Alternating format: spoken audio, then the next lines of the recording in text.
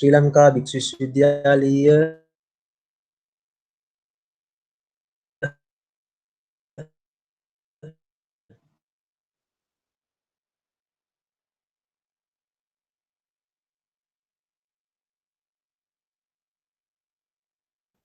සුබ සන්ධ්‍යාවක් වේවා හැම දිනාටම ශ්‍රී ලංකා භික්ෂු විශ්වවිද්‍යාලයේ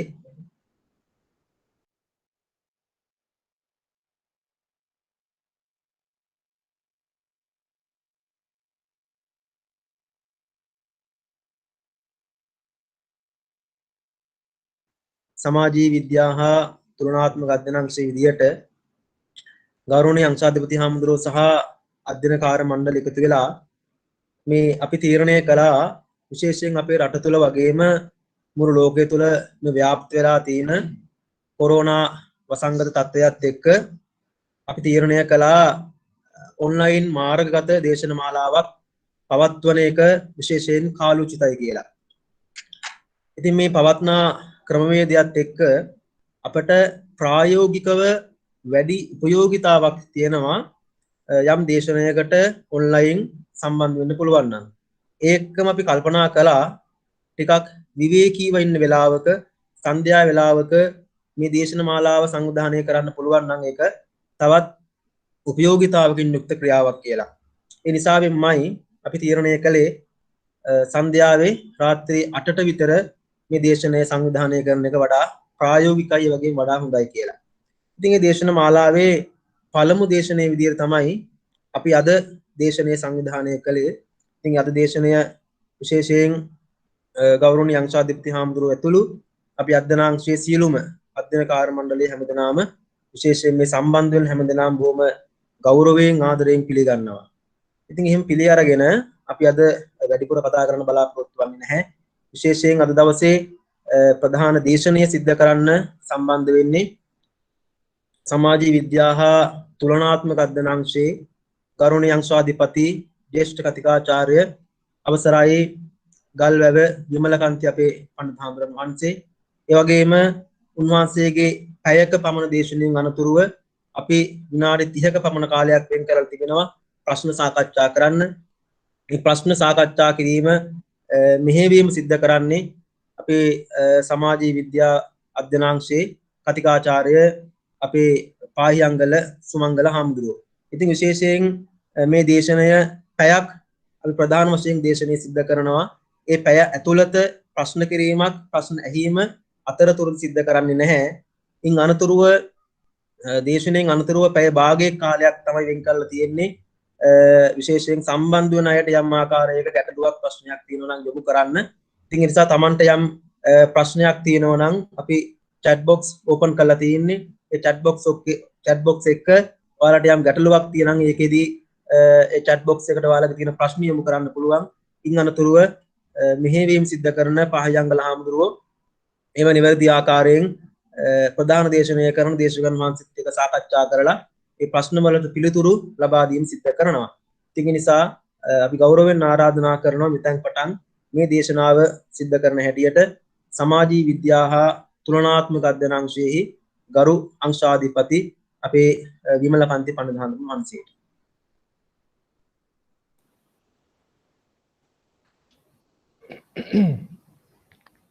බොහොම ස්තුතියි කතිකාචාර්ය ගෝනලගොඩ නන්ද පණ්ඩිත ස්වාමින් වහන්සේ. ඒ වගේම කතිකාචාර්ය පාහියංගල සුමංගල පණ්ඩිත ස්වාමින් වහන්සේත් මෙහි සම්බන්ධීකාරක සහ මෙහෙයවීම වශයෙන් උන්වහන්සේලාගේ කාර්යයන් ඉෂ්ට සිද්ධ කරනවා. ඒ වගේම මේකට සම්බන්ධ වෙලා ඉන්න සෑම දෙනාටම සුබ සන්ධ්‍යාවක් ප්‍රාර්ථනා කරමින් කෙලින්ම මගේ දේශනයත් එක්ක සම්බන්ධ වෙනවා. ඇත්තටම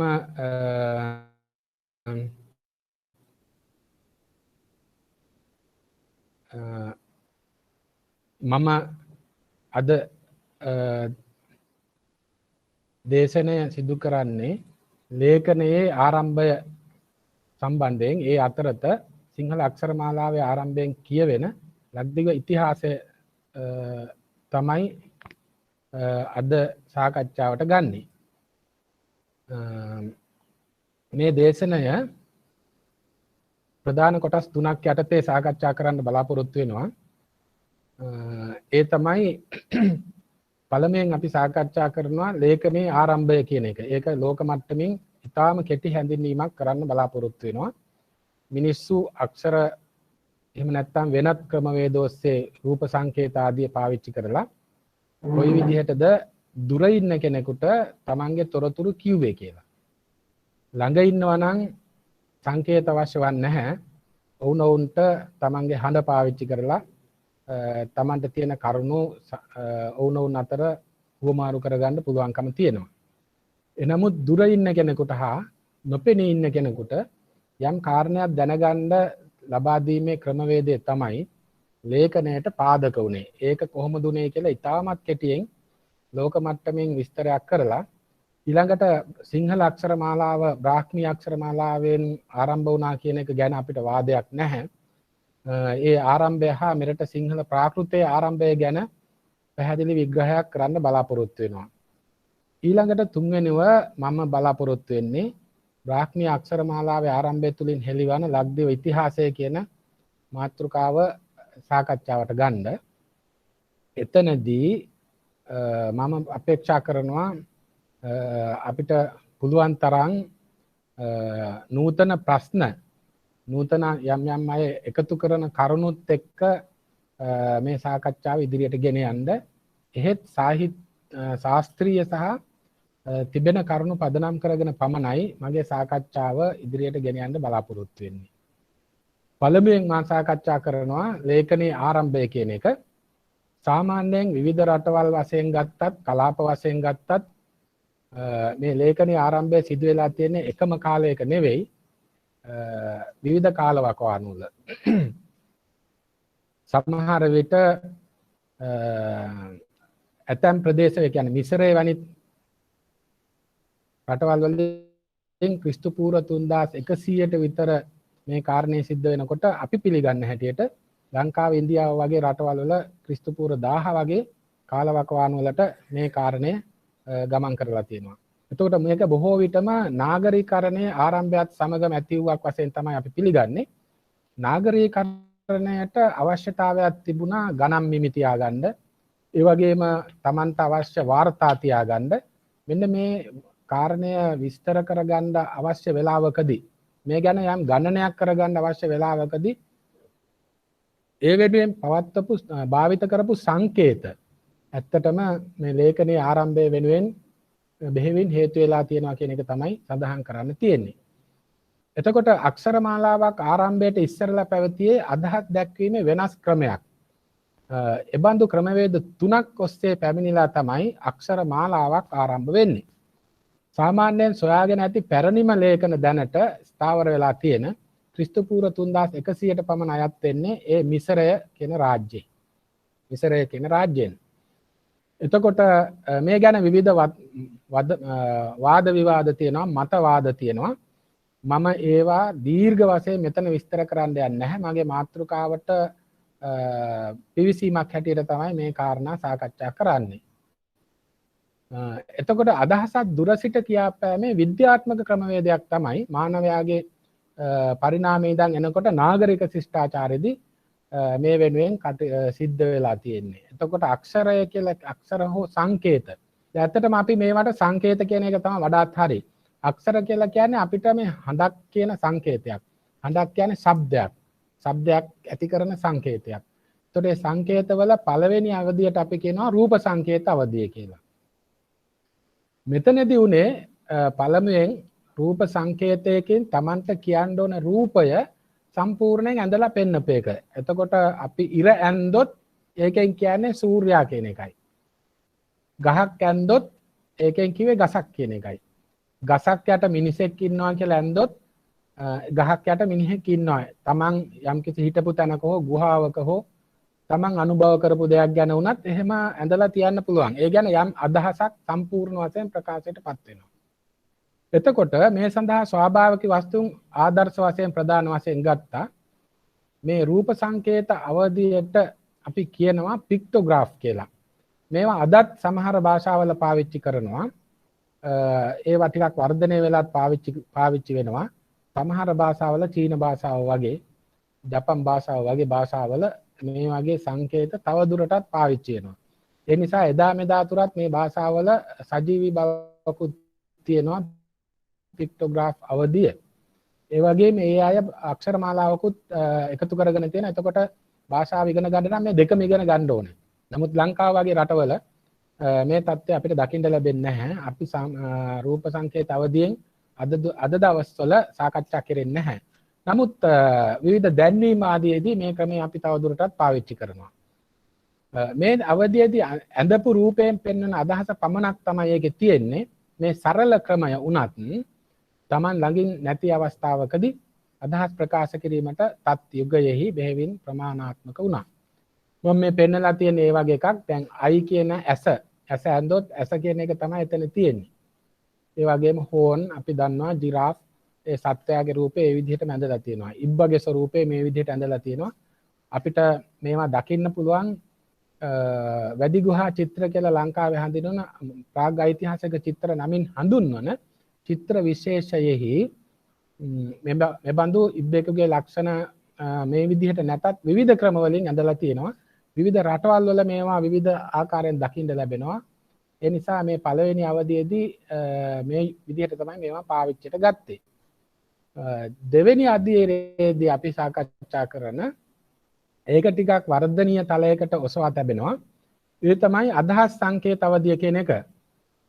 මේ අවස්ථාවේදී වෙන්නේ රූප සංකේත මදක් ශෛලීගතව අඳින එකයි. ශෛලීගතව ඇඳලා එයින් අදහසක් ප්‍රකාශ කරනවා. දැන් මේකෙන් උනේ අපි අර අඳින එක වේගවත් වෙන එකයි. ඇත්තටම අකුරක් බවට පත් වෙන්නේත් ඒක තමයි. අඳින රූපය වේගවත් එකක් බවට පරිවර්තනය කරගත්ත එක තමයි අයිඩියෝග්‍රාෆ් කියන වචනයෙන් හඳුන්වන්නේ අදහස් සංකේත අවධිය. මේ සංකේත අවධියේදී ඇත්තටම හිරුගේ සංකේතය ගැන අපි මුලින් කතා කළා. රූප සංකේත අවධියේදී හිරුගේ සංකේතය ඇන්දොත් ඒකෙන් කියන්නේ සූර්යයා. ඒකෙන් සම්පූර්ණ අදහසක් ප්‍රකාශයටපත් වෙනවා. මේ අවධියේදී හිරුගේ සංකේතයෙන් අපි අදහස් කළේ විශේෂයෙන් තාපය. එහෙම නැත්නම් ඒකෙන් ලැබෙන උෂ්ණත්වය කියන අදහස.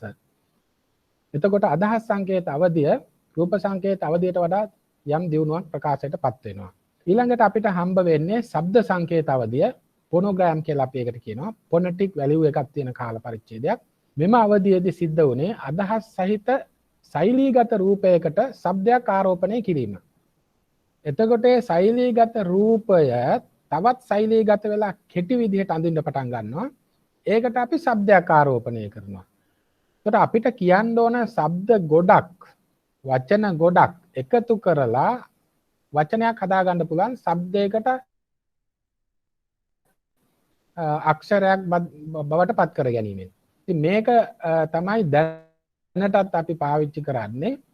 සාමාන්‍යයෙන් මේ ක්‍රමය තමයි අපිට දැනට තියෙන්නේ අපේ භාෂාවක තියෙන ඇල්ෆබෙට් එක තුල. ඒ කියන්නේ අපේ භාෂාවක තියෙන වර්ණමාලාව තුල තියෙන්නේ මෙන්න මේ ශබ්ද ටිකක් සංකේතවලට ආරෝපණය කිරීමක්. එතකොට මේ වර්ණවල තියෙන ශබ්දයස ඕනතරම් පිරිසකට දෙන්න පුළුවන්. මේක ලොකු දියුණු අවස්ථාවක්. මේ දියුණු අවස්ථාවට ආවේ රූප සංකේත අවධියෙන් අදහස් සංකේත අවධිය දියුණු කරගත්ත මාර්ගයමයි. ඊළඟට මෙන්න මේ වගේ අදහස් ටිකක් තමයි ඒකෙන් ප්‍රකාශයටපත් වෙන්නේ.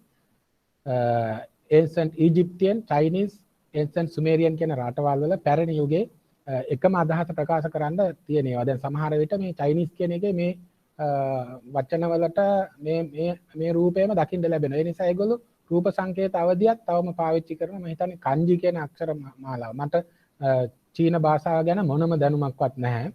ඒ නිසා ඒ ගැන මොකවත් මම වැඩි කියන්න දෙයක් නැහැ. මේ විදිහේ අර්ථයක් තමයි මේක තුල අන්තර්ගත වෙලා තියෙන්නේ. ඊට පස්සේ මේ වටිනාකම શબ્දයකට දුන්නාට පස්සේ શબ્දයකට අක්ෂරයක් බවට පත් කරාට පස්සේ ඒකෙන් අර රූපයකින් කියන ඒක ඇතුලේ තිබුණ શબ્දය අක්ෂරයකින් නැවත කියනවා. එතකොට අපිට ඒක ඔක්කොම එකතු කරගත්තාම ලොකු අදහසක් ප්‍රකාශයට පත් කරන්න පුළුවන්. ඒ අදහස් අවශ්‍ය විදිහට හසුරවා ගන්නත් පුළුවන්. ඔන්න ඕක තමයි සාමාන්‍යයෙන් අක්ෂර මාලාවක් ආරම්භය සඳහා හේතු භූත වූ කරුණු විදිහට අපිට දක්වන්න පුළුවන්කම තියෙන්නේ. ඊළඟට මම දෙවෙනි අධ්‍යයනයටපත් වෙනවා. දැන් මම පළවෙනි අධ්‍යයනයේදී මේ සාකච්ඡා කළේ අක්ෂර මාලාවක් හැදෙන්න හේතු වෙච්ච කරුණු ඉතාමත් මූලික අධ්‍යයනක තියලා. මේවා තවත් විස්තර වශයෙන් කියන්න පුළුවන්. එතෙන්ට මම යන්නේ නැහැ. ඊළඟට මම බලනවා දැන් මේ සිංහල ප්‍රාකෘත කියන එක බ්‍රාහ්මී අක්ෂර මාලාවෙන් තමයි ආරම්භ වෙන්නේ. සිංහල ප්‍රාකෘතය. ඒකට බ්‍රාහ්මී අක්ෂර මාලාව හැදිච්ච හැටි තමයි අධ්‍යයනය කරන්න ඕනේ. ඒ සඳහා බලපාලා තියෙන ඒ ගැන තියෙන සාහිත්‍ය සාධක සහ පුරාවිද්‍යා සාධක දෙක විමර්ශනයට ලක් කරන්න බලාපොරොත්තු වෙනවා. මේ බ්‍රාහ්මී අක්ෂර මාලාවේ ආරම්භය මෙරට සිංහල ප්‍රාකෘතයේ ආරම්භයට කොහොමද හේතු වුනේ කියන එක සාකච්ඡා කරන්න. එතනදී මම එක පැත්තක් කතා කරනවා ඉන්දියාව සම්බන්ධයෙන්. ඉන්දියාවේ බ්‍රාහ්මී අක්ෂර කොයිතරම් පරණද, ඒවා ගැන විද්වතුන්ගේ මතවාද මොනවාද, ඒක කොච්චර එහාට ගෙනියන්න පුළුවන්ද, පුරාවිද්‍යා සාධක කොච්චර කලක් තුලදී ලැබෙනවද, දැනට තියෙන සාධක. ඇත්තට මේ පුරාවිද්‍යාව කියන විෂයයේදී අපි නිතර පාවිච්චි කරන වචනයක් තියෙනවා මේ දැනට කියන වචනේ. ඒ මොකද අපිට බෑ මේ අපේ පර්යේෂණ ඉවර නැහැ. අපේ පර්යේෂණ අදත් පර්යේෂණ සිදු කරමින් පවතිනවා. මම මේ කතා කරන දේවල් තව අවුරුදු ගාණක් යනකොට අලුත් පර්යේෂණ වලින් වෙනස් වෙන්න පුළුවන්. ඒ කියන්නේ අලුත් සාධක ලැබෙන්න පුළුවන්. තවත් පැරණි සාධක අපිට ලැබුණොත් එහෙම අපි අද දෙන දාතමයන් දින නිර්ණයන් වෙනස් වෙන්න පුළුවන්. කාල නිර්ණයන් වෙනස් වෙන්න පුළුවන්. ඒ නිසා අපි නිතර භාවිත කරන වචනයක් තමයි මේක සජීවී විෂයක් වන බැවින් දැනට කියන වචනේ. අන්න ඒ නිසා දැනට සොයාගෙන තියෙන සාධකත් එක්ක සාහිත්‍යමය වශයෙන් සහ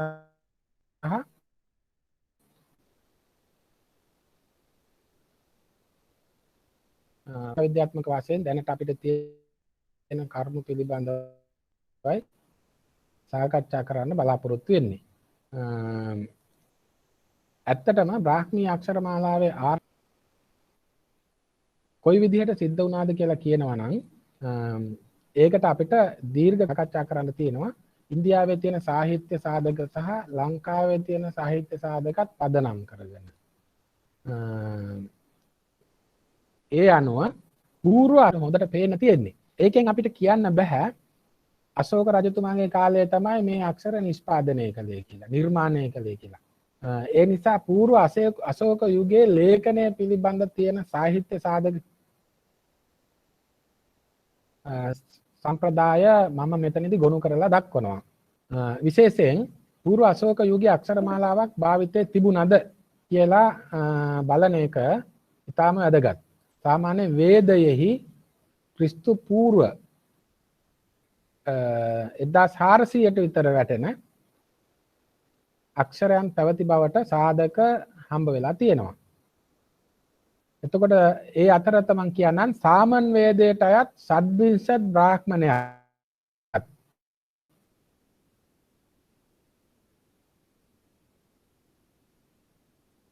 චාන්දෝග්‍ය මුණ්ඩක උපනිෂද් ආදීෙහි වේදේ පිළිබඳ අංක 6ක් දර්ශනය වෙනවා. මේ මං කියන්නේ එක තැනක තියෙනවා ශික්ෂා යනුවෙන් හඳුන්වන කොටසක්. ඒකේ තියෙනවා ස්වර ව්‍යංජන ශබ්දෝච්චාරණ ශබ්ද ප්‍රයෝග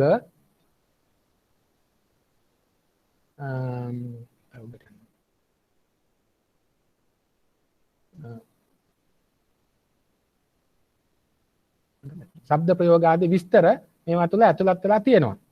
මෙන්න මේවා ඇතුළත අක්ෂර භාවිතයක් නැත්තම් සියවස පමණ වන විටත් ඒ නිසා මේ කාල පරිච්ඡේදයන් තුලදී මේක දිගටම රචනය වන්නක් වන බැවින් කාලෙන් කාලයට අලුත් පරිච්ඡේදයන් එකතු වෙන්නක් වන බැවින් මේවායෙහි තියෙන විශ්වසනීය බව පිළිබඳ පඬුවෝ ප්‍රශ්න කරලා තියෙනවා.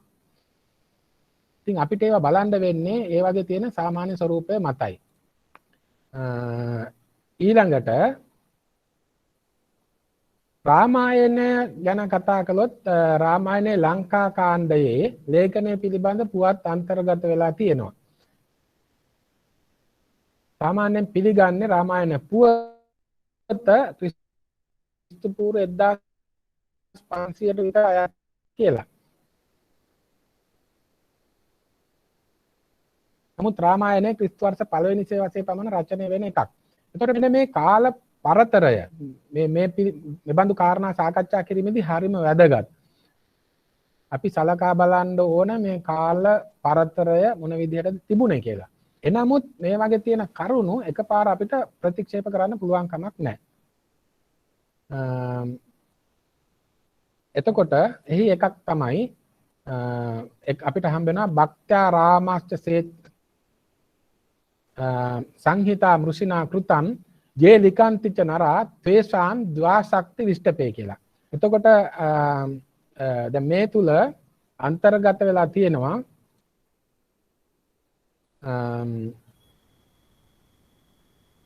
යේ ලිකන්තිච නරා කියන වචනේ අපිට වැදගත්. මිනිස්සු ඒ වගේම පාණිනීගේ ව්‍යාකරණ ග්‍රන්ථය වූ අෂ්ටාධ්‍යාය ලියලා තියෙන්නේ ක්‍රිස්තු පූර්ව 4 වෙනි සියවසේදී කියලා පිළිගැනීමක් තියෙනවා.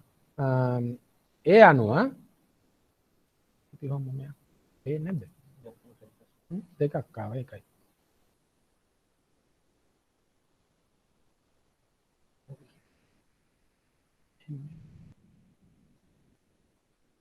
ඒ අනුව ක්‍රිස්තු පූර්ව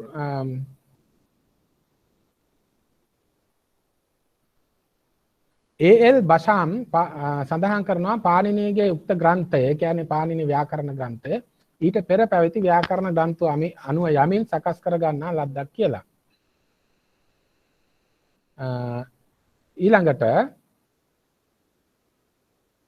එතනින් එහාට ගියාම අපිට පේනවා මෙම මතයට විරුද්ධව කරුණු දක්වපු අයත් ඉන්නවා. ඒ අතර ඩී.සී. සර්කා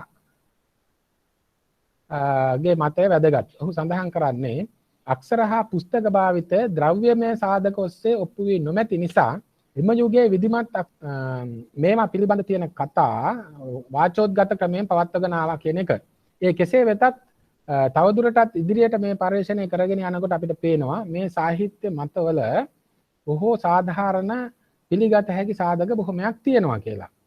ඇත්තටම දැන් වේදයේ සූක්ත වාචෝද්ගතව තමයි පවත්වාගෙන ආවේ. ඒකේ ලේඛනය පිළිබඳ පුවත් වල අවිශ්වසනීය බවක් ඇතැම් පඬුවරයෝ දැක්කත් දැන් මේක බෞද්ධ ත්‍රිපිටක සාහිත්‍යය ගැන ගත්තත් එහෙමයි ශිලා ලේඛන වලත් ඇතිතරම් මූල බ්‍රාහ්මී වල සඳහන් වෙලා තියෙනවා වාචෝද්ගතව පාවිච්චි කරපු ආකාරය.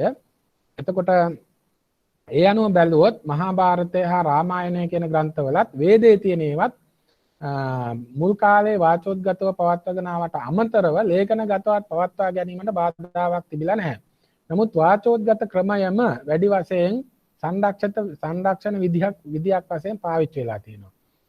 කෙසේ වෙතත් මහා භාරතය හා රාමායන වැනි ග්‍රන්ථවල සිදුවීම් හා වාර්තාගත කිරීම අතර කාලයේ ඇති පරස්පරතාවය මෙහිදී අවධානයට පාත්‍ර කරන්න ඕනේ. මොකද ඒවා ලියවෙන කාලය ඒවාෙහි මූලික සිද්ධිය සිද්ධ වෙන අවධියත් අතර ලොකු පරතරයක් තියෙනවා. අවුරුදු 1000ක් 1500ක් විතර ඇතැම් විට පරතරයක් තියෙනවා. සමහරට අවුරුදු 600ක් ඒ වගේ පරතරයක් තියෙනවා.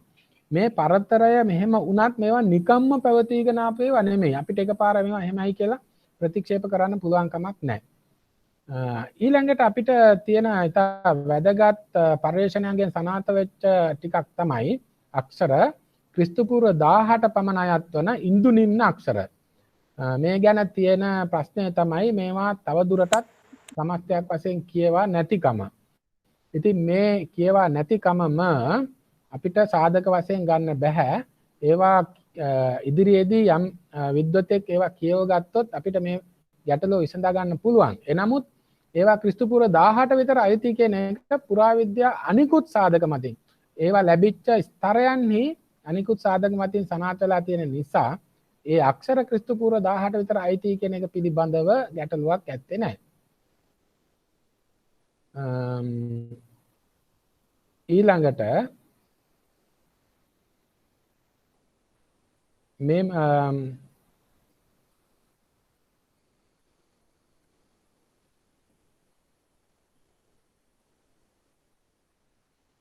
ඊළඟට මහා භාරතයේ වුණත් ක්‍රිස්තු වර්ෂ 11 වන සියවසට අයත් පරිච්ඡේදයනුත් තියෙනවා. ඒ කියන්නේ අපි මේක ලියන එක නතර කරලා නැහැ. ඇත්තටම බෞද්ධ සාහිත්‍යයේ ත්‍රිපිටක සාහිත්‍ය තත්ත්වයත් ඒක තමයි. මේවා නැවත නැවත ලියනවා. මේවට කරුණු එකතු වෙනවා. ඒක අපි නවත්තලා නැහැ. ඒ නිසා මේ පරතරය පිළිබඳව පුරාවිද්‍යාඥයෙක් එහෙම නැත්නම් ඉතිහාසඥයෙක් මේවා පිළිබඳව විමර්ශනාක්ෂයෙන් බලලා ඒවා ගැන ගන්න දෘෂ්ටි කෝණය අනුව ඒ විතරක් නෙමෙයි ඒවා ගැන එළඹෙන නිගමනයන් අනුව තමයි කරුණු සනාථ කරගන්න අපිට වෙන්නේ. ඊළඟට මම එනවා මේ බෞද්ධ සාහිත්‍ය දෙසට. බෞද්ධ සාහිත්‍යයට ආවොත් එහෙම බික්කු බික්කුණී පාතිමොක්ඛ යන්හි තියෙන වචන දෙකක් ගැන මම කියනනම් ලේක ලේඛන කියන වදන් හමු වෙනවා. මේවා ඇත්තටම ලේඛන කියන වචන වලින් පැහැදිලිවම කිව්වේ ලිවීම කියන අර්ථය සහ ලියන ලද දෙය කියන එකයි. එතකොට ලිවීම සහ ලියන ලද දෙය කියන වචන දෙකම මේකේ අන්තර්ගත වෙනවා වගේම ඒ සම්බන්ධ සාධකයක් තියෙනවා. අටුවාවට එහෙම ගිහින් බැලුවොත් ඒවාට ලේඛනයේ සම්බන්ධ පුවත් පාදක වෙලා තියෙනවායි කියන එක පැහැදිලිව පේන කාරණයක්.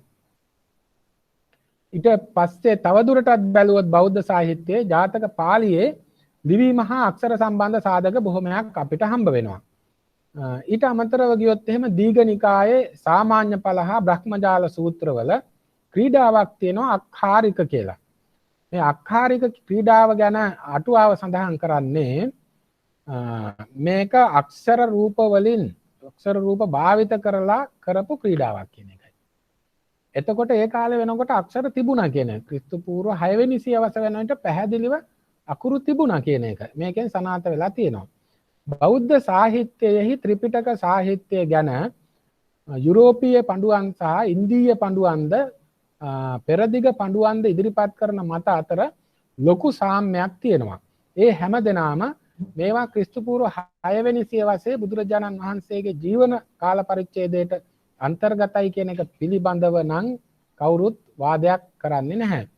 ඒ සූත්‍රවල ඉඳහිටලා මෑත භාගයේ ලියවිච්ච කොටස් පිළිබඳ යම් යම් සාධක සාකච්ඡා කරනවා හැරුණාම ඒ වායෙහි පෞරාණිකත්වයේ පිළිබඳ වාදයක් ඇත්තේ නැහැ. ඒ නිසා මේ බෞද්ධ සාහිත්‍යයේ තියෙන මේ තොරතුරු අපිට හරිම වැදගත්. එතකොට මේ අක්කාරිකං මහේසිකං යථාවජ්ජං කියලා දීඝනිකායේ බ්‍රහ්මජාල සූත්‍රවල සහ සාමාන්‍ය ඵල සූත්‍රයේ සඳහන් වෙනවා. ඒ විතරක් නෙමෙයි ඒකේ අටුවාවෙහි සඳහන් කරලා තියෙනවා යම්කිසි භික්ෂුවක් මේ අක්කාරික ආදී ක්‍රීඩාවක යෙදෙනවා නම් ඒ අයට දුක්ඛතාපත්‍යක් සිද්ධ වෙනවා කියලා. ඉතින් ඒ නිසා අපි ඒ ගැනත් අවධානය යොමු කරන්න ඕනේ.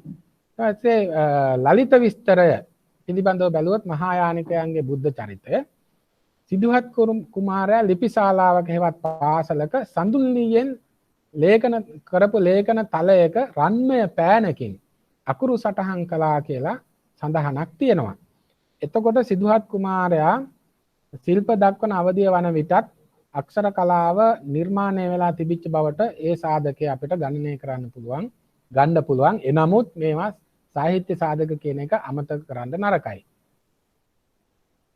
ඊට අමතරව විනය පිටකේ පරාජිකා පාළියේ ලිවීම පිළිබඳ තොරතුරු බොහොමයක් සඳහන් වෙනවා. එහි සඳහන් වන ආකාරයට භික්ෂුන් වහන්සේ සියදිවි නසා ගැනීමේ ආනිසංස ලියා දෙන්න එපා කියලා තියෙනවා. යමෙක් සියදිවි නසා ගැනීමේ ආනිසංස ලියලා දෙනවා නම් අකුරක් පාසා දුක්ඛතාපත්‍යයකට පත් වෙනවා කියලා සඳහන් වෙනවා. එතකොට මනුස්ස විග්‍රහ පරාජිකාවට අයිතිවයි මේ තොරතුරු ලැබෙන්නේ. මිනිසෙක් මරණවා වගේම මිනිසෙක් මැරීම හෝ තමන් සියදිවි නසා ගැනීම කියන කාරණා ආනිසංස සහගත දේවල් කියලා ලියන්න එපා කියලා තමයි බුදුරජාණන් වහන්සේගේ දේශනාවේ සඳහන් වෙන්නේ. ඒ කියන්නේ ඒ වෙනකොට ලේඛනයේ පැවති බවයි ඒකෙන් සනාථ වෙන්නේ. අවදාන කල්පලත්තාවේ තියෙන වැදගත් ශ්ලෝකයක් වර්ධමාන කුමාරෝත සර්ව විද්‍යාසු පාරගක් ලිපි ප්‍රවේ නාබිනවාං ලිපිම් බ්‍රාහ්මී විනිර්මමේ කියලා. මේක බ්‍රාහ්මී කියන නම මේ සෙල්ලිපි මේ ලංකාවට ආපු සිංහල ප්‍රාකෘතයටත් අශෝක ප්‍රාකෘතයටත් මේ නම යෝජනා කරන්න එක හේතුවක් බ්‍රාහ්මී කියන වචනය මේ තුල අන්තර්ගත වෙලා තියෙන නිසා මේ පිළිබඳව සඳහන් කරන මැක්ස් මුලර් කියනවා බුදුදහම පැතිරීමට ප්‍රථමයෙන් සාහිත්‍ය සඳහා ලේඛනය ඉන්දියාවේ මිනිස්සු දැනගෙන හිටියේ නැතයි කියලා. ඒ වගේම වර්ණ, අක්ෂර, විරාම, ලිපි, ධර්ම ලිපි, ලිපිකාර කියන වදන් වල ආරම්භය බෞද්ධ වූවක් පමණක් කියලා ඔහු මතයක් ඉදිරිපත් කරනවා. මේ මත ගැන මම කියන්න ඕනේ. මේ මත ගැන වැඩිපුර කරුණු කියනවා නම් මේ ඉදිරිපත් කරලා තියෙන මත පසු කාලයේ වන විට අලුත් පර්යේෂණයන්ගෙන් නිෂේධනයට ලක් වෙච්ච අවස්ථාවලුත් තියෙනවා. අපි ඒ පිළිබඳවත් විමර්ශනය කරනවා. සර් ඇලෙක්සැන්ඩර් සමග ඉන්දියාව ආක්‍රමණයට ආපු නියන්ඩුස් පංජාබේ වැසියන් කපු වලින් හා වැරහැලි පත්‍ර වලින් කඩදාසි සකස් කළ බව පිළිගෙන තියෙනවා. ඔහුගේ වාර්තාවල එහෙම සඳහන් වෙලා තියෙන්නේ කපු වලින් හා වැරහැලි පත්‍ර වලින් කඩදාසි සකස් කළා කියලා. ඒ කඩදාසි ලේඛනය සඳහා සුමට ද්‍රව්‍යයක් ලෙස භාවිත කළා කියලා. ඒක අපිට වැදගත් සාධකයක්. ආචාර්ය නිකොලස් කියන්නේ හින්දුන් හොඳින් තන්න ලද කපු ඇඳුම් වල අක්ෂර ලියලා තියාගත්තයි කියලා. ඒකත් අපිට ඉතා වැදගත් සාධකයක්.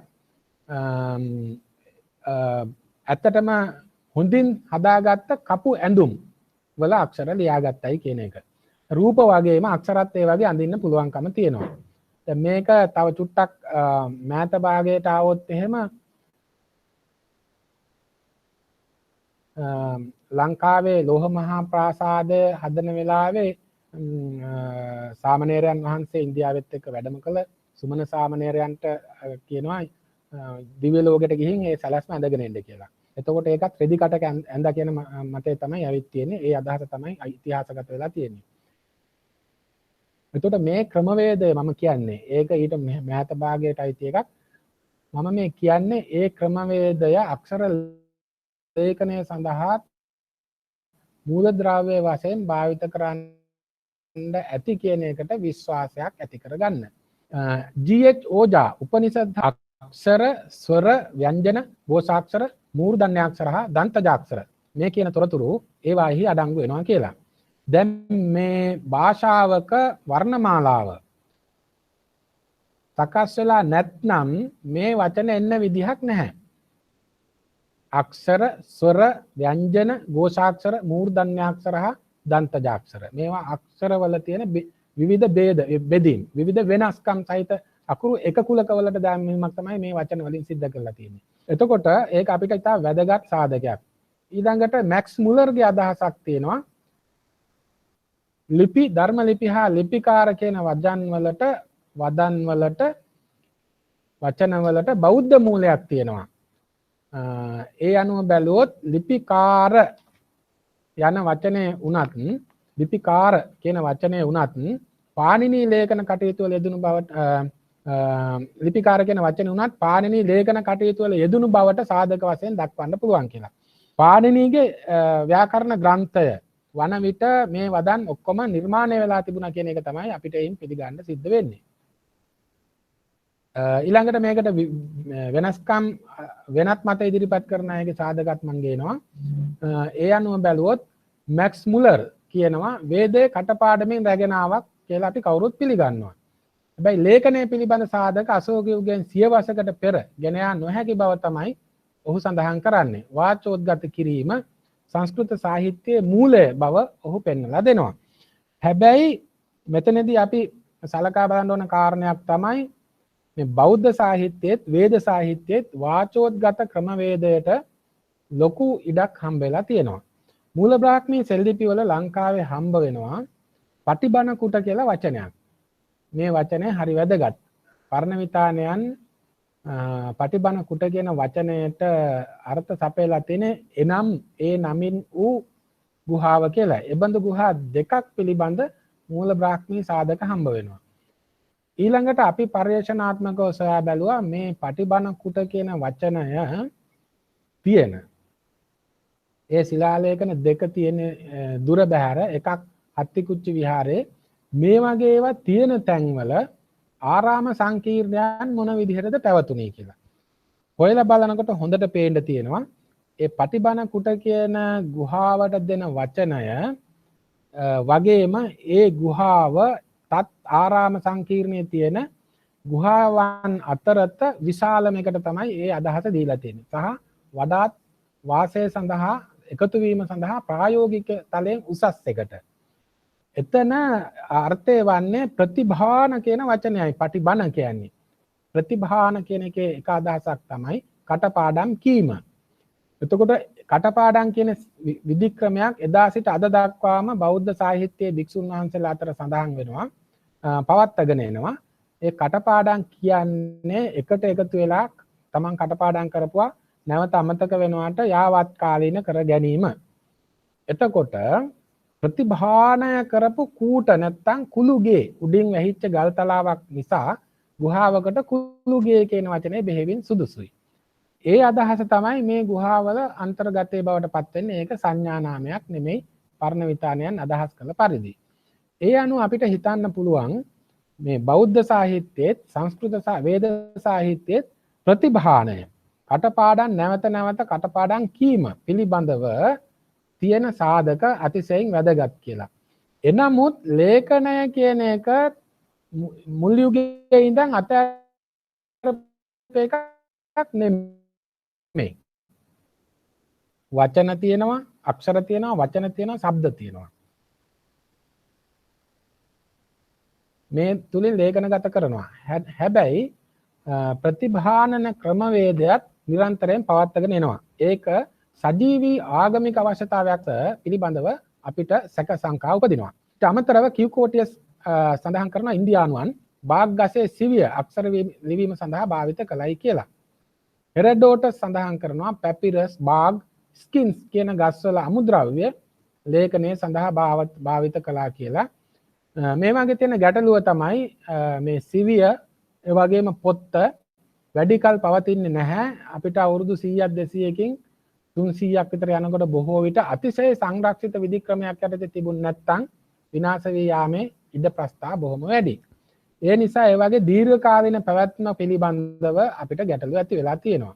එනමුත් ඒ භාවිතයන් ලේඛනය සඳහා භාවිත කළ අමුද්‍රව්‍යයන්ය කියන එක ප්‍රතික්ෂේප කිරීමට ඒක ප්‍රමාණවත් කාරණයක් නෙවෙයි. එබඳු ද්‍රව්‍ය තුල අක්ෂර සටහන් කරලා පතුරු වශයෙන් ගොනු කරලා තියන්න ඇති. ඒකෙම දිගුවක් විදිහට තමයි අපිට පුස්කොළ පොත් ලේඛන කලාව දකින්න හම්බ වෙන්නේ. ඊට පස්සේ මම සඳහන් කරන්නේ තවත් වැදගත් පැතිකඩක් බ්‍රාහ්මී අක්ෂර මාලාවේ සම්බන්ධ භවය පිළිබඳ විවිධ මත. දැන් මම ඒ සම්බන්ධතාවයට වඩා මුලින් කතා කළා වේද සාහිත්‍යයේ, බෞද්ධ සාහිත්‍යයේ සහ ඉන්දීය සාහිත්‍යය තුල තිබෙන ලේඛනය සම්බන්ධ තොරතුරු ටිකක්. ඒ තුලින් මහින්දාගමනයට පෙර යුගයේ හෝ අශෝක මහරජතුමාගේ රාජ්‍ය පද ප්‍රාප්තියට පෙර යුගයේ හෝ අක්ෂර කලාවක් තිබුණ බවට තියෙන සාධක තමයි ඒ කරුණු ඉදිරිපත් කළේ. ඊට පස්සේ මම දැන් සාකච්ඡා කරන්නේ වෙනත් පැතිකඩක් මේ මාතෘකාවේ.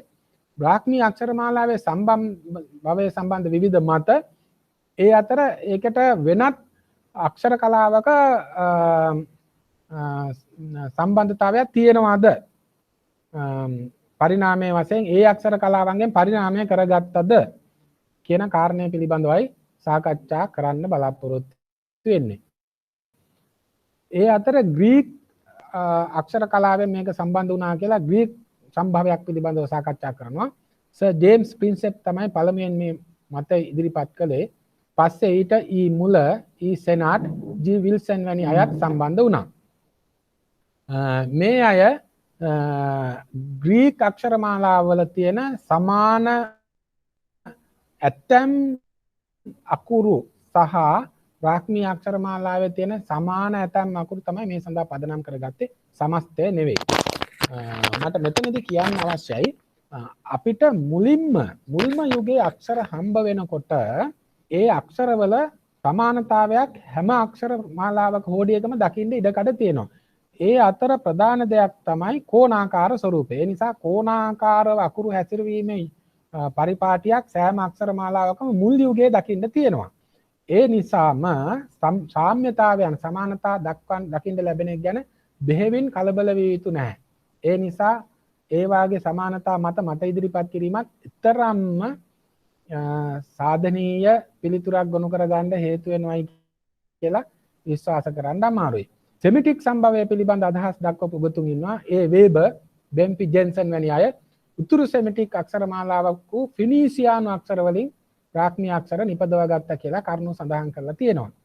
ඒ වගේම කෙනෙත් ඕ.ඩී.කේ, අයිසැක් ටේලර්, රීස් ඩේවිඩ්ස් වැනි උගතුන් දකුණු සෙමිටික් සම්භවයට අයත් බව කියලා තියෙනවා. මේ උතුරේ සිට දකුණේ සිට අක්ෂර ලිවීමේ පැත්ත තමයි සමහර අය මෙතනදී සාකච්ඡා කරලා තියෙන්නේ. දකුණේ ඉඳන් උතුරු පැත්තට අකුරු ලියාගෙන යනවා. දැන් අපි ලියන්නේ වමේ සිට දකුණට, දකුණේ සිට වමට. ඇත්තටම සෙල්ලිපි අපිට 1500ක් විතර ගත්තාම මූල බ්‍රාහ්මී සෙල්ලිපි අතර 1400ක් නෙමෙයි, දැන් 1500 ගණනක් අපි හොයාගෙන තියෙනවා. ඒ අතර 45ක් පමණ වමේ සිට දකුණට නෙවෙයි, දකුණේ සිට වමට ලියලා තියෙනවා. මේ ගැන විවිධ පර්යේෂණයන් සිද්ධ කරලා තියෙනවා.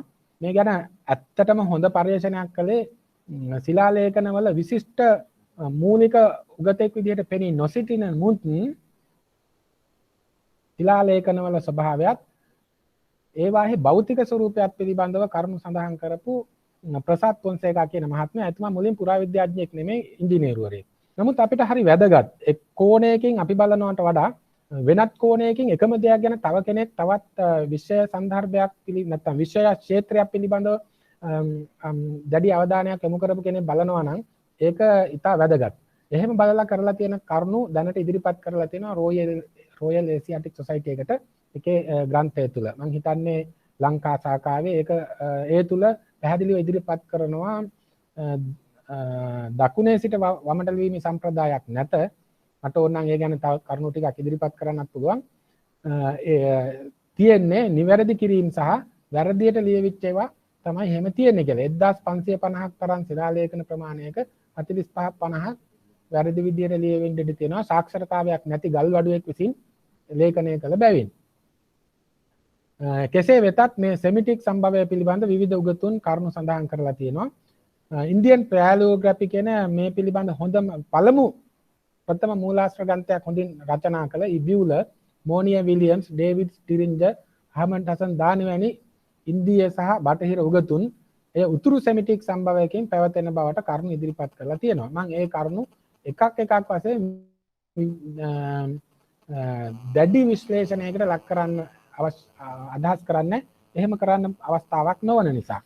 ඒ වගේම අයිජේ ගෙල් සෙමිටික් වර්ණමාලාවේ පැරණි අවස්ථාවකින් බ්‍රාහ්මී අක්ෂර නිපදවත් ගත් බවටත් කරුණු ඉදිරිපත් කරලා තියෙනවා.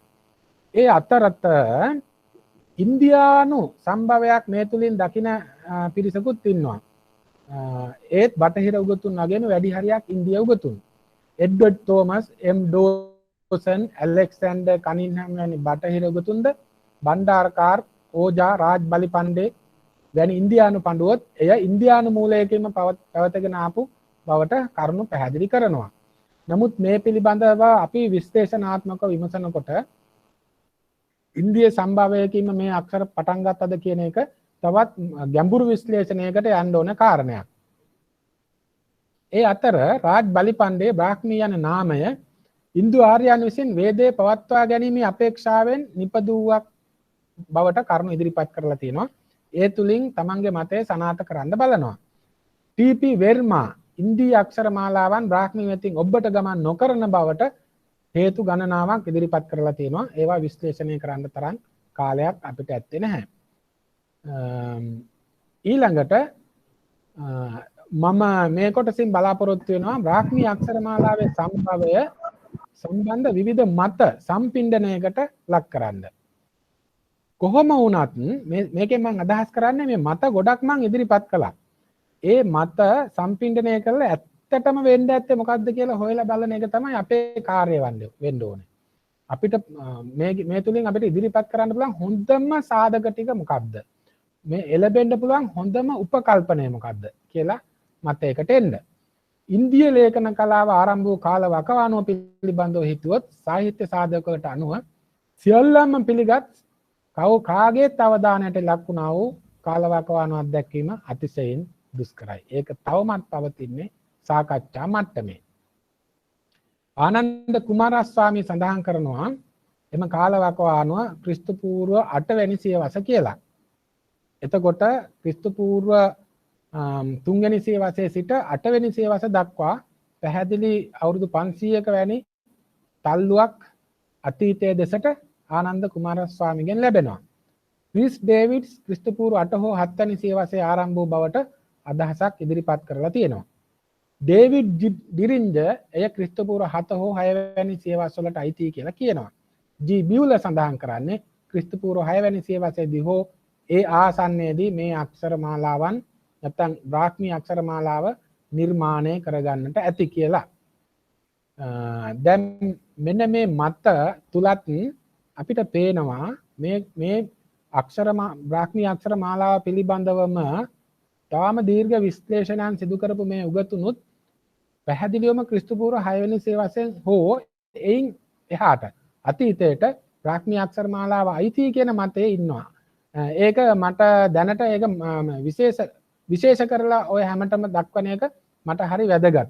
අපි බලමු ඊළඟට පුරාවිද්‍යාත්මක සාධක වලට ගියොත් දැන් මම මේ දක්වා සාකච්ඡා කළේ සාහිත්‍ය ක්ෂේත්‍රය තුල මගේ මාතෘකාවට අදාළව කොහොමද කරුණු තියෙන්නේ, කොහොමද වාද විවාද තියෙන්නේ, කොහොමද විශ්ලේෂණ විමර්ශන තියෙන්නේ කියලා.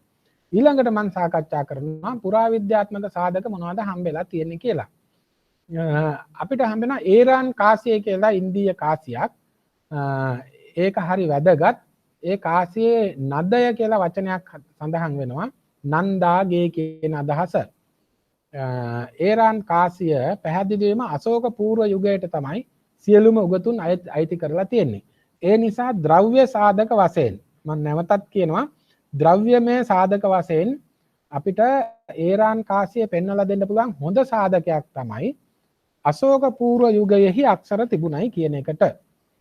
හැබැයි මේක ලියලා තියෙන්නේ දකුණේ සිට වමට. ඒක අපි බ්‍රාහ්මී අක්ෂර ලියපු වමේ සිට දකුණට සාමාන්‍ය ඔරිජිනල් සිස්ටම් සාමාන්‍ය ක්‍රමවේදය නෙවෙයි. ඒකට එක හේතුවක් තමයි මේ අපිට මේ කාසිය ඇවිත් තියෙන රිවර්ස් එක. ඒ කියන්නේ මේකේ අච්චුව හදනකොට රිවර්ස් එක තමයි මේ අච්චුවෙන් ගහන කාසියට ලැබෙන්නේ. එතකොට තමයි අනිත් පැත්තට ගිහින් තියෙන්නේ. ඒ නිසා අච්චුව නිර්මාණය කිරීමේ පැත්ත අවබෝධ කර ගැනීමේ බාධාවක් තමයි එතන තියෙන්නේ. ඊළඟට ඉතා වැදගත් එකක් අපිට හම්බ වෙනවා පිප්‍රාවා ධාතු කරඬු ලිපිය. මේක ක්‍රිස්තු පූර්ව 4 වෙනි සියවසට පැහැදිලිව අයිති වෙනවා. මේ මම මේ පෙන්නලා තියෙන්නේ පිප්‍රාවා ධාතු කරඬු ලිපිය. ලංකාවටත් ධාතුන් වහන්සේලා වැඩම කළා පහුගිය කාලේ. ඒ ලිපියෙහි සඳහන් වෙන්නේ මෙන්න මෙහෙම. ඉයන් සලිල නිදනේ බුදස භගවතෝ සකියානං සුකිතිබතානං සබගිනිකානං සසුත දලන කියලා. මම මේ ලිපිය ගත්තේ ටිකක් මේක වර්ණ ගන්නපු තැනකින්. ඒ නිසා සසුත කියලා වචනයක් වැඩිපුර ඒකේ සටහන් වෙලා තියෙනවා. මම ඒක එහෙමම ලිව්වට මම ඒක පිළිගත්තා නෙවෙයි.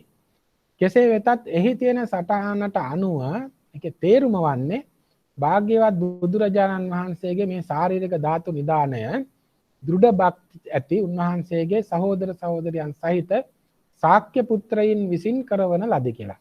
දැන් මේක බුදුහාමුදුරන්ගේ ඥාතීන් සහෝදර සහෝදරියන්. ඒක හරි වැදගත්. ඒ මොකද මේක අශෝක පූර්ව යුගයට තියෙන පැහැදිලි ලේඛනයක්. මේකේ බ්‍රාහ්මී අක්ෂර මාලාවේ අකුරු සෑහෙන ප්‍රමාණයක් තියෙනවා.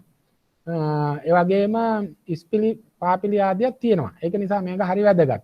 හැබැයි මේක අයිති වෙන්නේ ක්‍රිස්තු පූර්ව 4 වෙනි සියවසට 3 වෙනි සියවසට නෙවෙයි.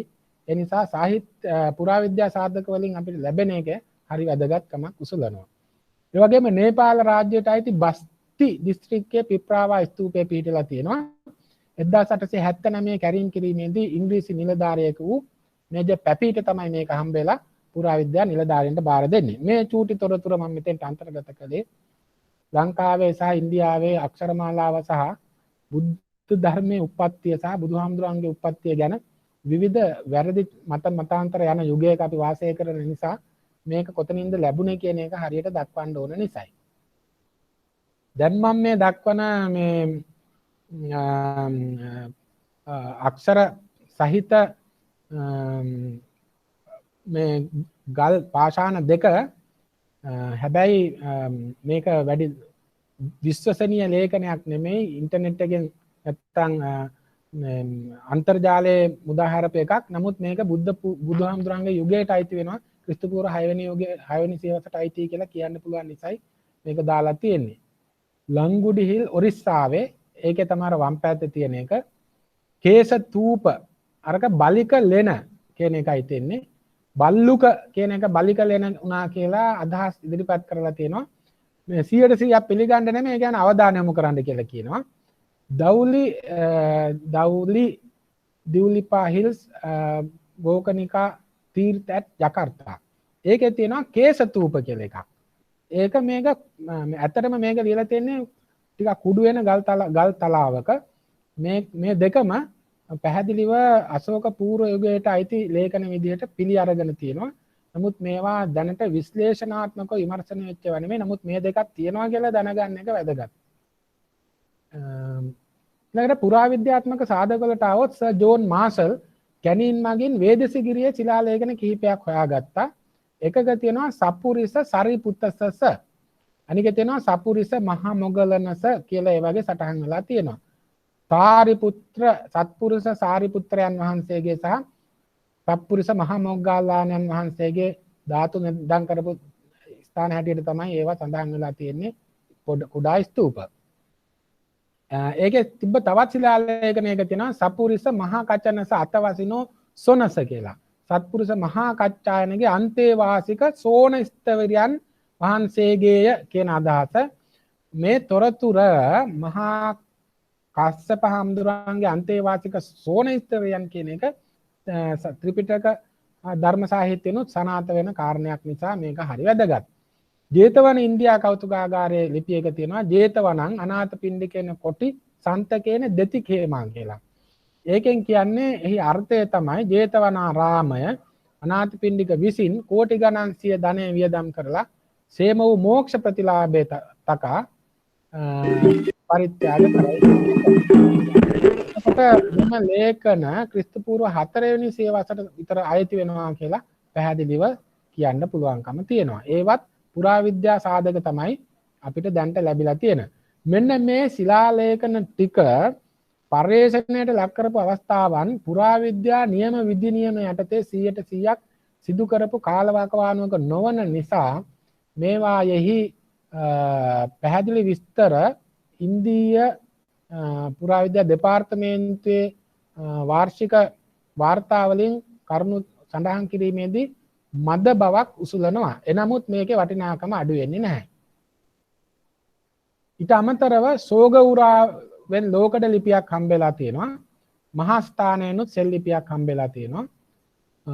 ඒ අතර සෝගවුරා ශිලාලේඛනයේ චන්ද්‍රගුප්ත මෞර්ය අධිරාජයා සංකේතවත් කරනවා කියලා පිළි අරන් තියෙනවා. රාජස්ථානයේ බාර්ලි දූපතෙන් හමු සොයාගත් ශිලාලේඛනකින් ජෛන මහාවීරගේ පිරිනිවීමෙන් 80 වන වර්ෂයේදී කරන ලද දීමනාවක් පිළිබඳව කියවෙනවා. මේ ලේඛනයේ ක්‍රිස්තු පූර්ව 6-5 සියවස් නියෝජනය කරනවා පැහැදිලිවම බෞද්ධ සාහිත්‍යයක් නෙවෙයි. ඒක නිසා ඒ ටික හරිම වැදගත්. පුරාවිද්‍යාත්මක සාධක අතර තවත් වැදගත් පැතිකඩකට මේ දේශනේ අරන් යන්න පුළුවන් අවශ්‍ය නම් මෙගලිතික සුසාන භූමිවල බර්ණි තැන්පත් කළ ශිලා උඩුපියන් පත්වල තියෙන සංකේත හා එම බර්ණිවල මැටි බර්ණිවල ඇතැම් විට සටහන් කරලා තියෙන අක්ෂර හෝ සංකේත මේවා බ්‍රාහ්මී අක්ෂර මාලාවෙහි මූල අවස්ථාවක් කියලා හිතන් ඉඩකඩ බෙහෙවින් තියෙනවා. නමුත් මේවා ඔක්කොම එකතුවක් වශයෙන් දකුණු ඉන්දියාව සහ ලංකාවේ තියෙන විශාල ප්‍රමාණයක මෙගලිතිකයන්හි මේවා ඔක්කොම එකතුවක් වශයෙන් සමස්ත පර්යේෂණයකට තවමත් ලක් වෙලා නොතිබීම මේ පිළිබඳ පැහැදිලි අදහසක් ඉදිරිපත් කිරීමේදී ගැටලු පැන නගිනවා. ඒ කෙසේ වෙතත් ඒකත් අපි සැලකිල්ලට ලක් කරන්න ඕනේ. දැන් මම එනවා වේගවත් ලෙස මේ ඉදිරි ටික යන්න වෙනවා මට ශ්‍රී ලංකාව දෙසට. ලංකාවේ කොහොමද මේ මහින්දාගමනයට පෙර යුගයෙහි අක්ෂර භාවිතයක් තිබුණේ කියලා කියන්න තියෙන සාධක. දේවානම්පියතිස්ස රජුගේ සමයට පෙර සිදු ලිපි හුවමාරු ගැන මහා වංශයේ විස්තරයක් තියෙනවා. මහා වංශය ලියන්නේ ක්‍රිස්තු පූර්ව 5 වෙනි සියවසේ හැබෑව. නමුත් ඒක ලංකාවේ ඓතිහාසික ලේඛන ක්‍රමවේදයක එක්තරා ස්ථාවර අවධියක ලිවීමක් පමණයි. ඒකෙන් කියන්නේ නැහැ මේ ඔක්කොම ඒ කාලේ ලිව්වා කියලා. ඊට පෙර එකතු කරගත්ත දේවල් තමයි එතන තියෙන්නේ. ඒකයි අර මහාවංශේ තියෙනවා පුරාණෙහි කතෝපෝසෝ අතිවිත්තරතෝ කොචි අතීව කොචි සංකිට්තෝ අනේක පුනරුත්තකෝ වජ්ජිතන්තේහි දෝෂේහි සුඛග්ගහන ධාරණා පසාද සංවේග කරන් ස්තුතිතෝච උපාගතං කියලා. ඒකෙන් පැහැදිලි වෙනවා මේක සම්ප්‍රදායක් වශයෙන් තිබිච්ච එක පිළිවෙලක් කිරීම තමයි උනේ.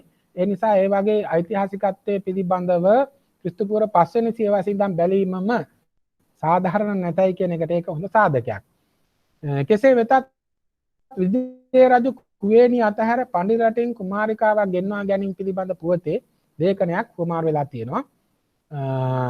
මහාවංශයේ 7 වෙනි පරිච්ඡේදයේ පඬි රජුගේ දියණියක් විජය රජු වෙත එවීමේදීත් ලේඛනයක් එවනවා. දූතයෙන් මෙරට රජුගේ ලේඛනය ගෙන ගිහිල්ලා සිංහපුරේ රජුට බාර දුන් බවත් මහාවංශයේ 8 වෙනි පරිච්ඡේදයේ 7 වෙනි ගාථාවේ සඳහනක් තියෙනවා. ඒ ලේඛනය කියවීමට අන කරලා එය අසා තම පුතුන් තිදෙන අමතලා දුන්න උපදේශ පිළිබඳව 8 වෙනි පරිච්ඡේදයේ 8 වෙනි ගාථාවෙන් කරුණු සඳහන් වෙලා තියෙනවා. මේ සියලුම තොරතුරු ක්‍රිස්තු පූර්ව 6 වෙනි සියවසේ යම් ලේඛන රටාවක් දෙරට අතර සමාන ලේඛන රටාවක් දෙගොල්ලටම කියව ගන්න පුළුවන්. මේක හරි වැදගත්. මොකද බ්‍රාහ්මී අක්ෂර මාලාව ඉන්දියාවෙනුත් ලංකාවෙනුත් හම්බ වෙනවා බෙහෙවින් සමානව සම්පූර්ණ සමානව නෙවෙයි. ඒ නිසා අපිට ඒ ගැනත් යම් මතයක් අදහසක් ඉදිරිපත් කරන්න පුළුවන්කමක් තියෙනවා. මතයකට එල්බ ගන්න පුළුවන්කමක් තියෙනවා. ක්‍රිස්තු පූර්ව 4 වෙනි සියවසට අයත් ලංකාවේ වංශගතාගත තොරතුරු පණ්ඩුකාභය රාජ්‍ය සමයේදීත් ලේඛන හුවමාරුවක් සිදු බවට මහාවංශයේ 48 49 ගාථා 8 වෙනි පරිච්ඡේදයෙන් දැක ගන්න පුළුවන්.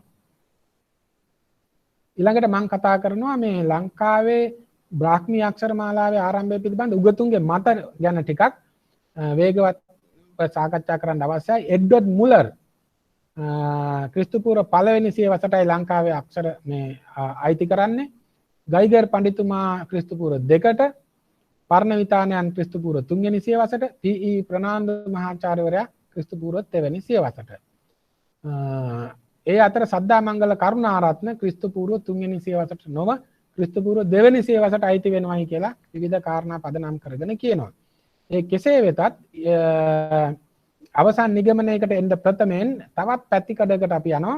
ලක්දිව පුරාවිද්‍යා සාධක මොන විදිහටද මේ අක්ෂර කලාව සම්බන්ධයෙන් අපිට තියෙන්නේ කියලා කරුණු කියන්න.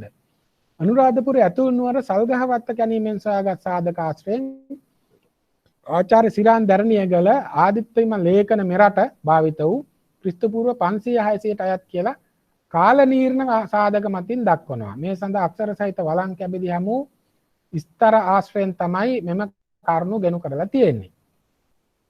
මීට අමතරව ආචාර්ය රොබින් කනින්හැම් ඇතුළු නුවර කැණීමෙන් තවදුරටත් ඒ කැණීම සිද්ධ කරලා මේ මතය තහවුරු කරනවා. එතනදී කාලනීර්ණ 14ක් කාබන් 14 TL කාලනීර්ණ 4කුත් ලබාගෙන එකම මතයක් ඉදිරිපත් කරනවා.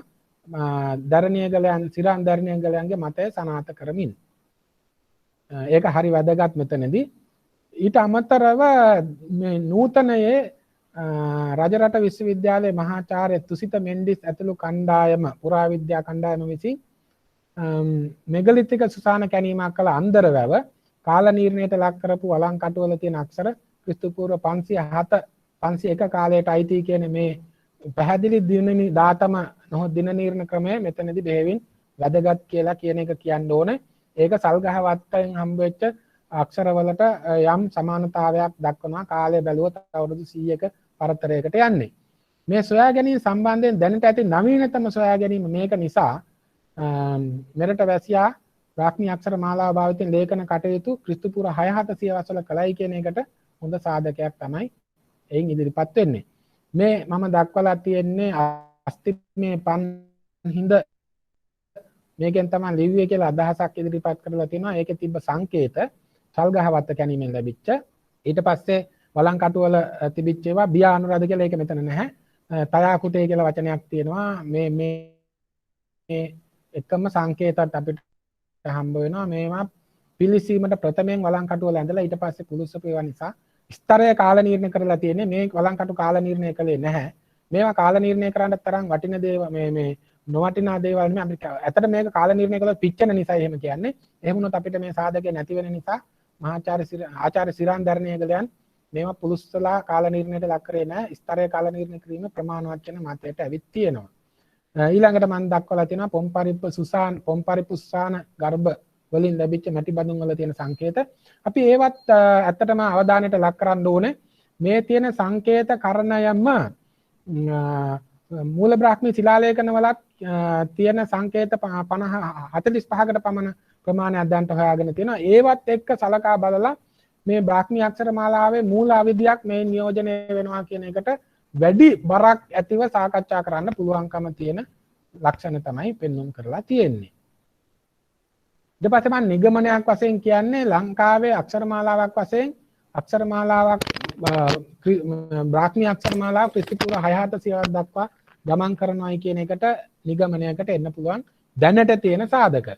ඊට පස්සේ මම කියන්න ඕනේ අක්ෂර මාලාවක් එකවර නිර්මාණය වෙන්නේ නැහැ. ඒක ක්‍රමික සංකේත භාවිතයක ප්‍රතිඵලයක්. ඒ නිසා සංකේත භාවිතයක් ටික කලක් දිග කලක් එහෙම නැත්නම් පැවතීමේ ප්‍රතිඵලයක් හැටියට අඩුම ගානේ අවුරුදු 200ක් පැවසීමේ ප්‍රතිඵලයක් හැටියට තමයි වර්ණමාලාවක් බිහි වෙන්නේ පිරිපුන්. ඒ නිසා බ්‍රාහ්මී අක්ෂර මාලාව සම්පූර්ණ වර්ණමාලාවක් වන බැවින් ක්‍රිස්තු පූර්ව 18 විතර මේ අක්ෂර අයිති කියලා ගන්න එක වඩා වැදගත් කියලා දැනට අදහසක් ඉදිරිපත් කරන්න පුළුවන්. අධ්‍යයන ක්‍රමවේද පිළිබඳ පොඩි පැහැදිලි කිරීමක් මම කරන්න ඕනේ.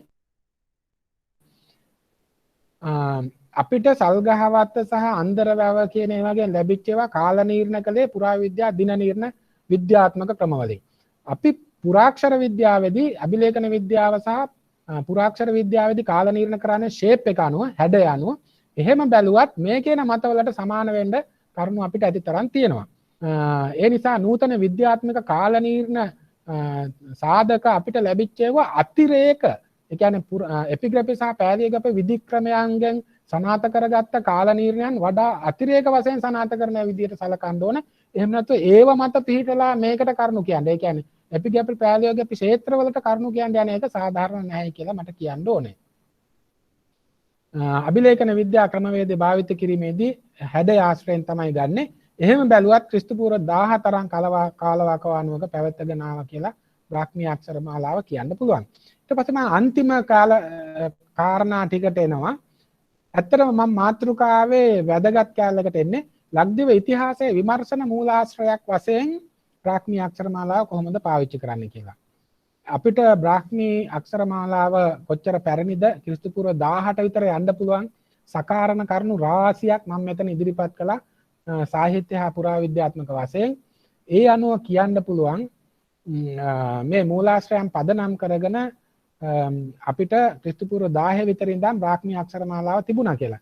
ඒ ඉන්දියාවත් ලංකාවත් අතර හුරුමාරු වෙලා තියෙනවා. දකුණු ඉන්දියාවට වැඩි බරක් තියෙන එක්තරා කොට්ටාසයක් තමයි ලංකාවේ ස්ථානගත වෙලා තියෙන්නේ. ඒ ගැනත් කරුණු කියන්න පුළුවන්. නමුත් එච්චර ලොකු කාලයක් මට ඉතුරු වෙලා නැහැ. ඉතිහාස සම්ප්‍රදාය එපමණ කලක සිට පැවතගෙන ආපු බව සිතීම වරදක් කියලා කියන්න බෑ. රාමායනය හෝ රාවණ රාජ්‍ය පරම්පරාවක ඉතිහාසයක් මේ බ්‍රාහ්මී අක්ෂර මාලාවේ සඳහන් වෙලා තියෙන මූල බ්‍රාහ්මී සෙල්ලිපි වලින් හෝ වෙනත් අක්ෂර වලින් කියන්න පුළුවන් කියලා කිසිම තැනක පුරාවිද්‍යාව වශයෙන් සනාථ වෙන්නේ නැහැ.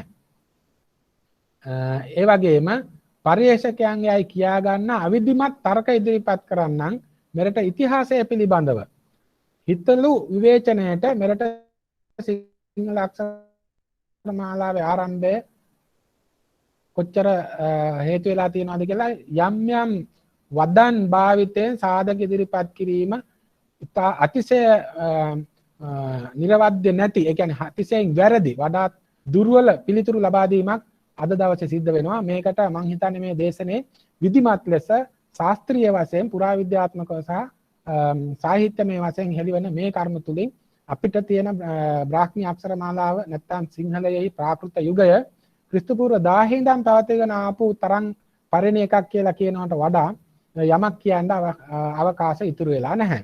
ඒ නිසා මට කියන්න පුළුවන් අවසාන වශයෙන් අපි ලක්දිව ඉතිහාසය පිළිබඳ සාකච්ඡාවේදී විමර්ශන මූලාශ්‍රයක් වශයෙන් බ්‍රාහ්මී අක්ෂර මාලාව භාවිත කරන්න පුළුවන්කම තියෙන්නේ ක්‍රිස්තු පූර්ව 1000 සිට මේ දක්වා දැනට සොයාගෙන තියෙන සාධක මත. මං හිතන්නේ මේ කරුණු ටික තමයි මට කියන්න ඕනකම තිබුණේ.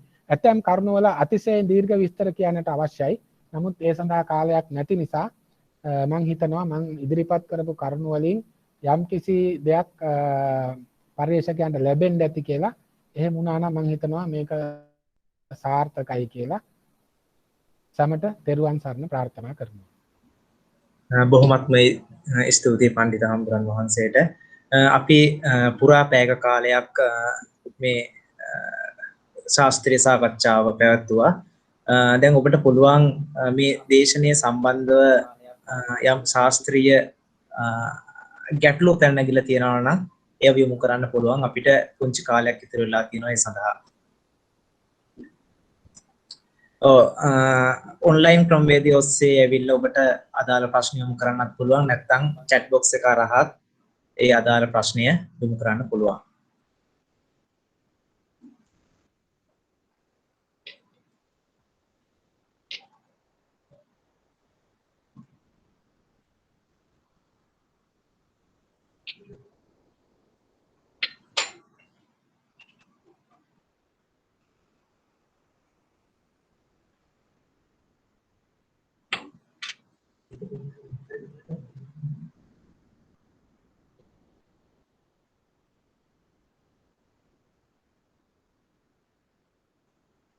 ඔබට දේශනය සම්බන්ධව යම් ප්‍රශ්න තියෙනවා නම් ගැටලු තියෙනවා නම් ඒ ප්‍රශ්න ඉදිරිපත් කරන්න පුළුවන් දැන් කාල වේලාව.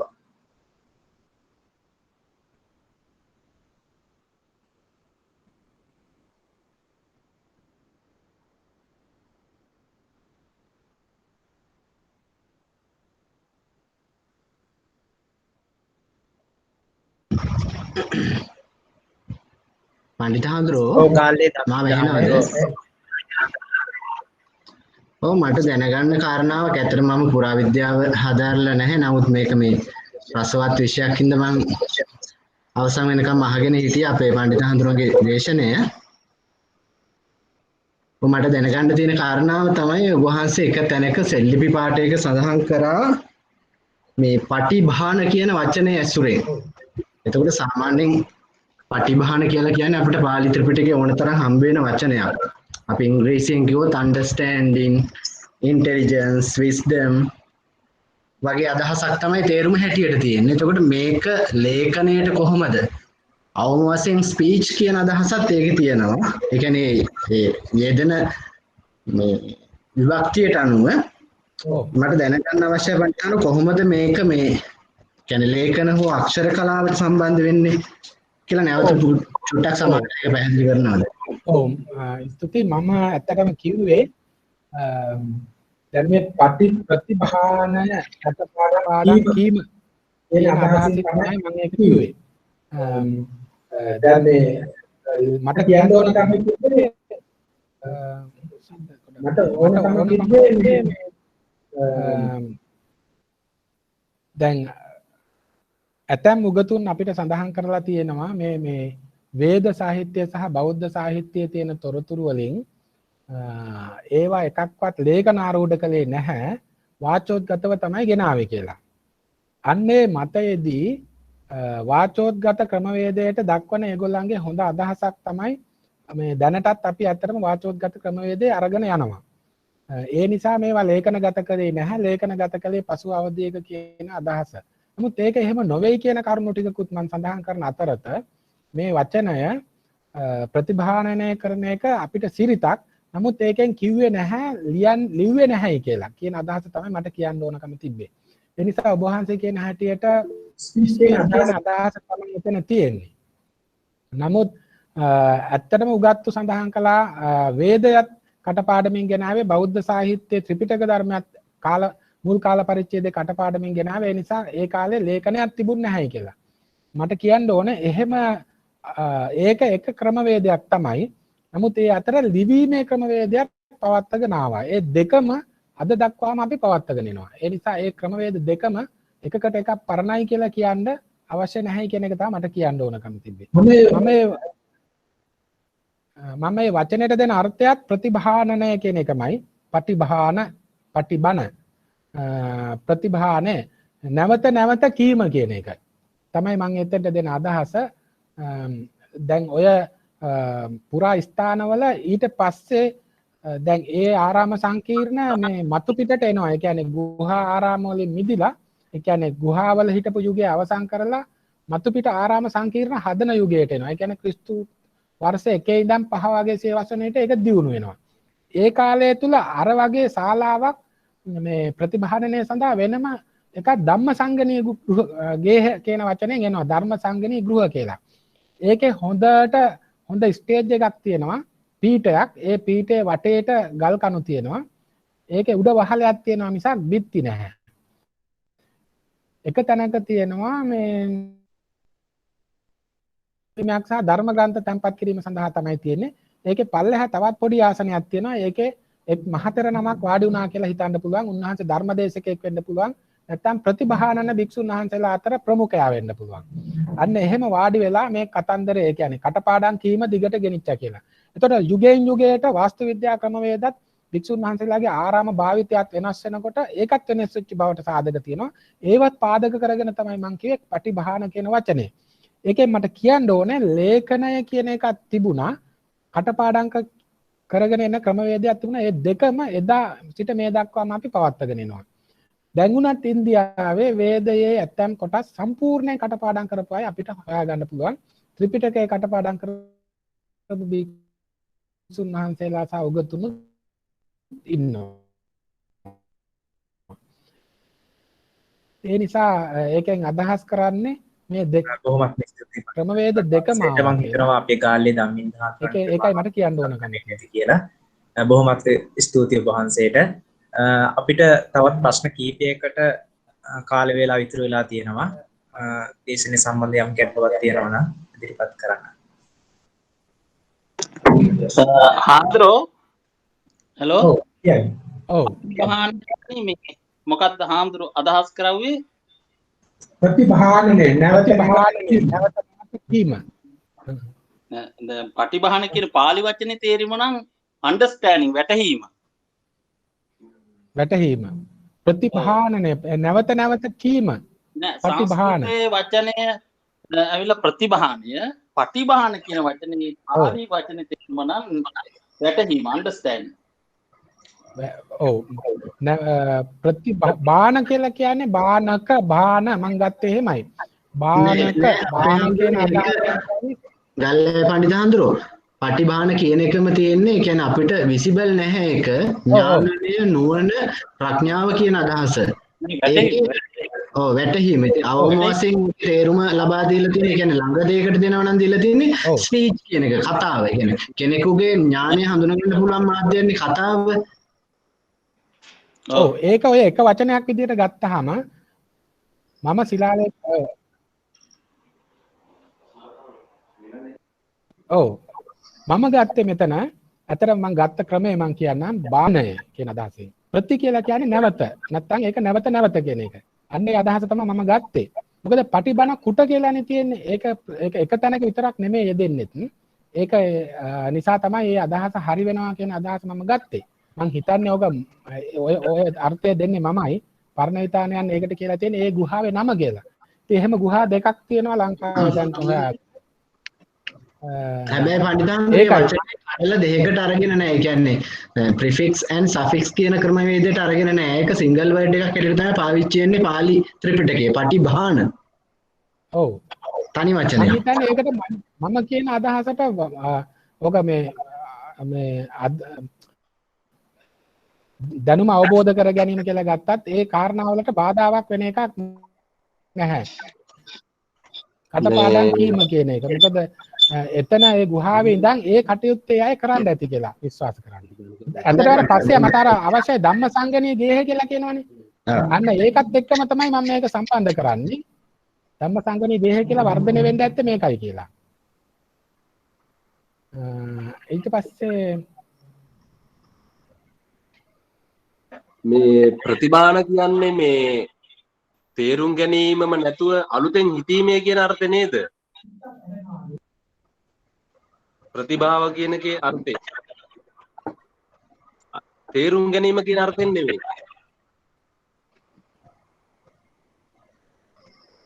චුට්ටක් ඇහෙනවා. ඒක පොඩ්ඩක් පැහැදිලි අඩුයි. කරන්න පුළුවන් නම් හොඳයි පණ්ඩිත හඳුරන්නේ. දාපනේ චන්ද්‍රරතන හඳුරු පොඩ්ඩක් ඉන්න.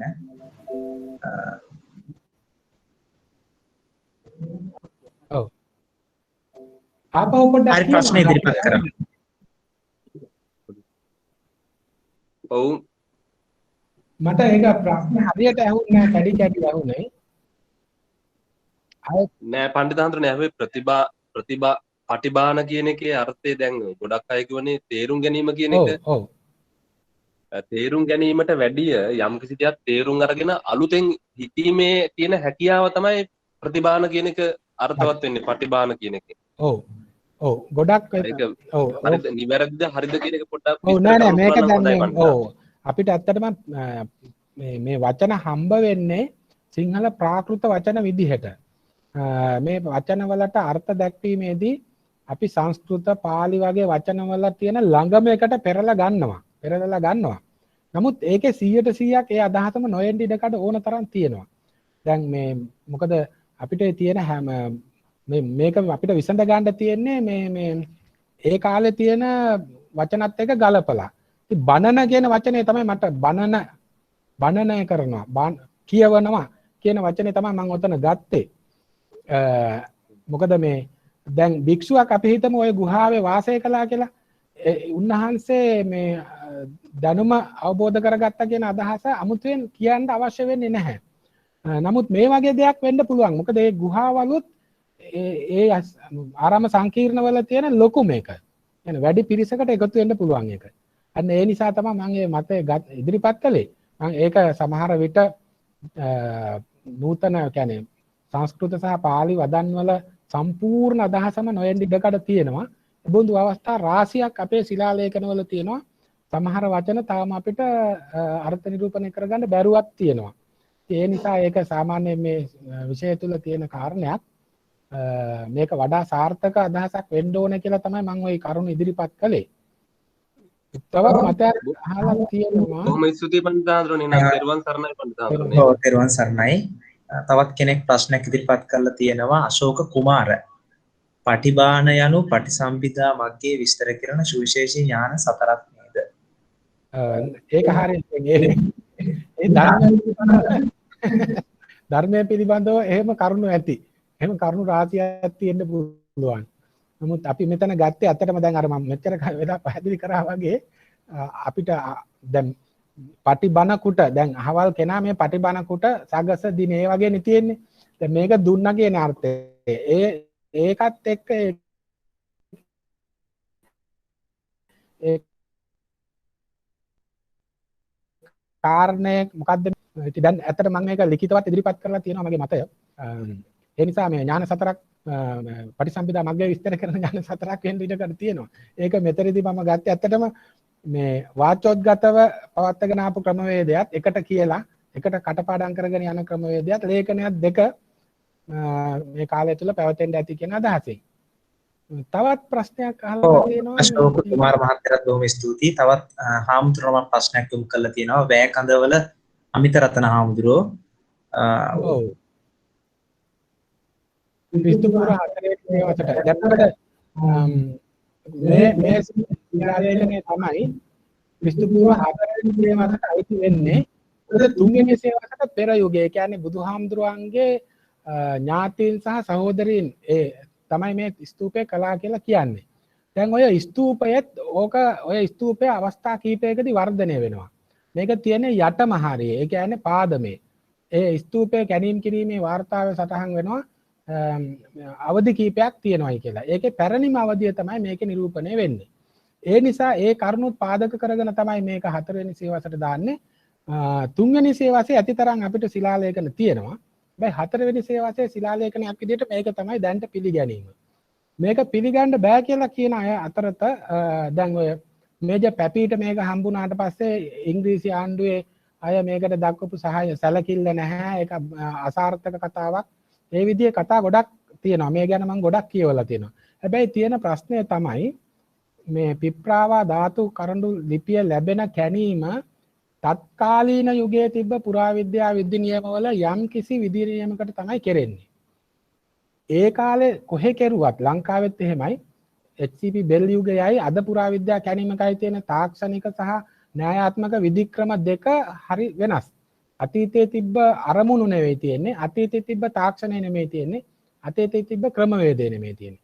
අද තියෙන ක්‍රමවේදය වෙනස්. ඒ නිසා ඒ කාල නිර්ණය කර ගැනීමේදී ඒ ස්තරය සහ ඒ ස්තූපයේ අවස්ථා ගණනාවකදී කරපු සංරක්ෂණයන් එව්වත් එක තමයි මේ අදහස ඉදිරිපත් කරලා තියෙන්නේ.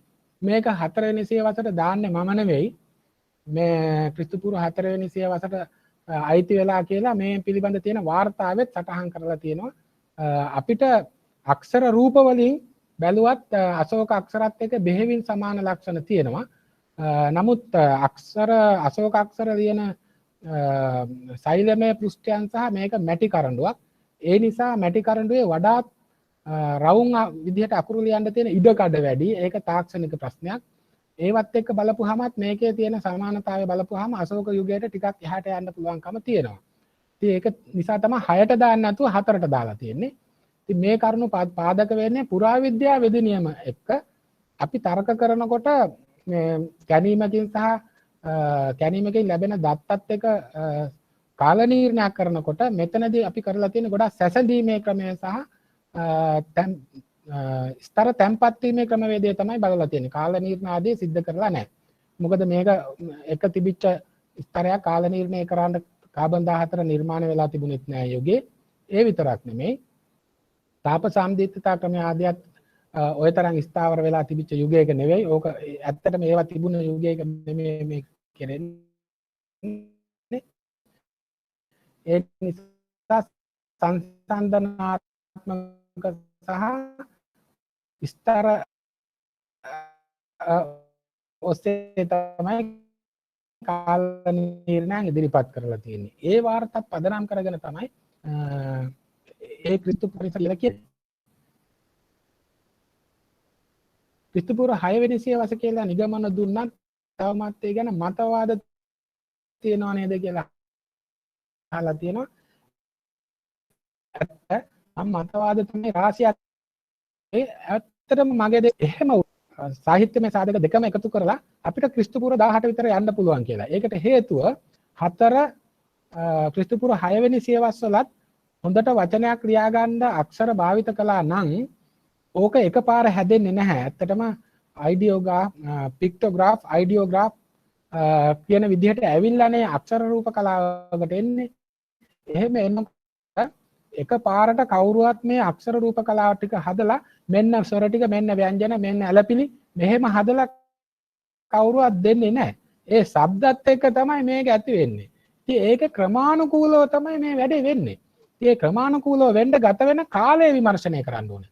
දැන් මේ කාලය විමර්ශනය කිරීමේදී ක්‍රිස්තු පූර්ව 3 වෙනි සියවසේ ඉඳන් ක්‍රිස්තු වර්ෂ 1 වෙනි සියවසේ මැද භාගය වෙලා දක්වා තියෙන මූල බ්‍රාහ්මී සෙල්ලිපි වල තියෙන විපර්යාස වලට ගත වෙච්ච කාලය බැලුවොත් ඒ විදිහේ තල්ලුවක් අපිට පුරාවිද්‍යා සාධකත් එක්ක සල්ගහවත්ත කැණීමෙන් එහෙම ලැබිච්ච සාධකත් එක්ක තව ටිකක් එහාට ගියොත් අපිට ඇත්තටම 600ට 700ට ගිහින් තියෙනවා පැහැදිලිව.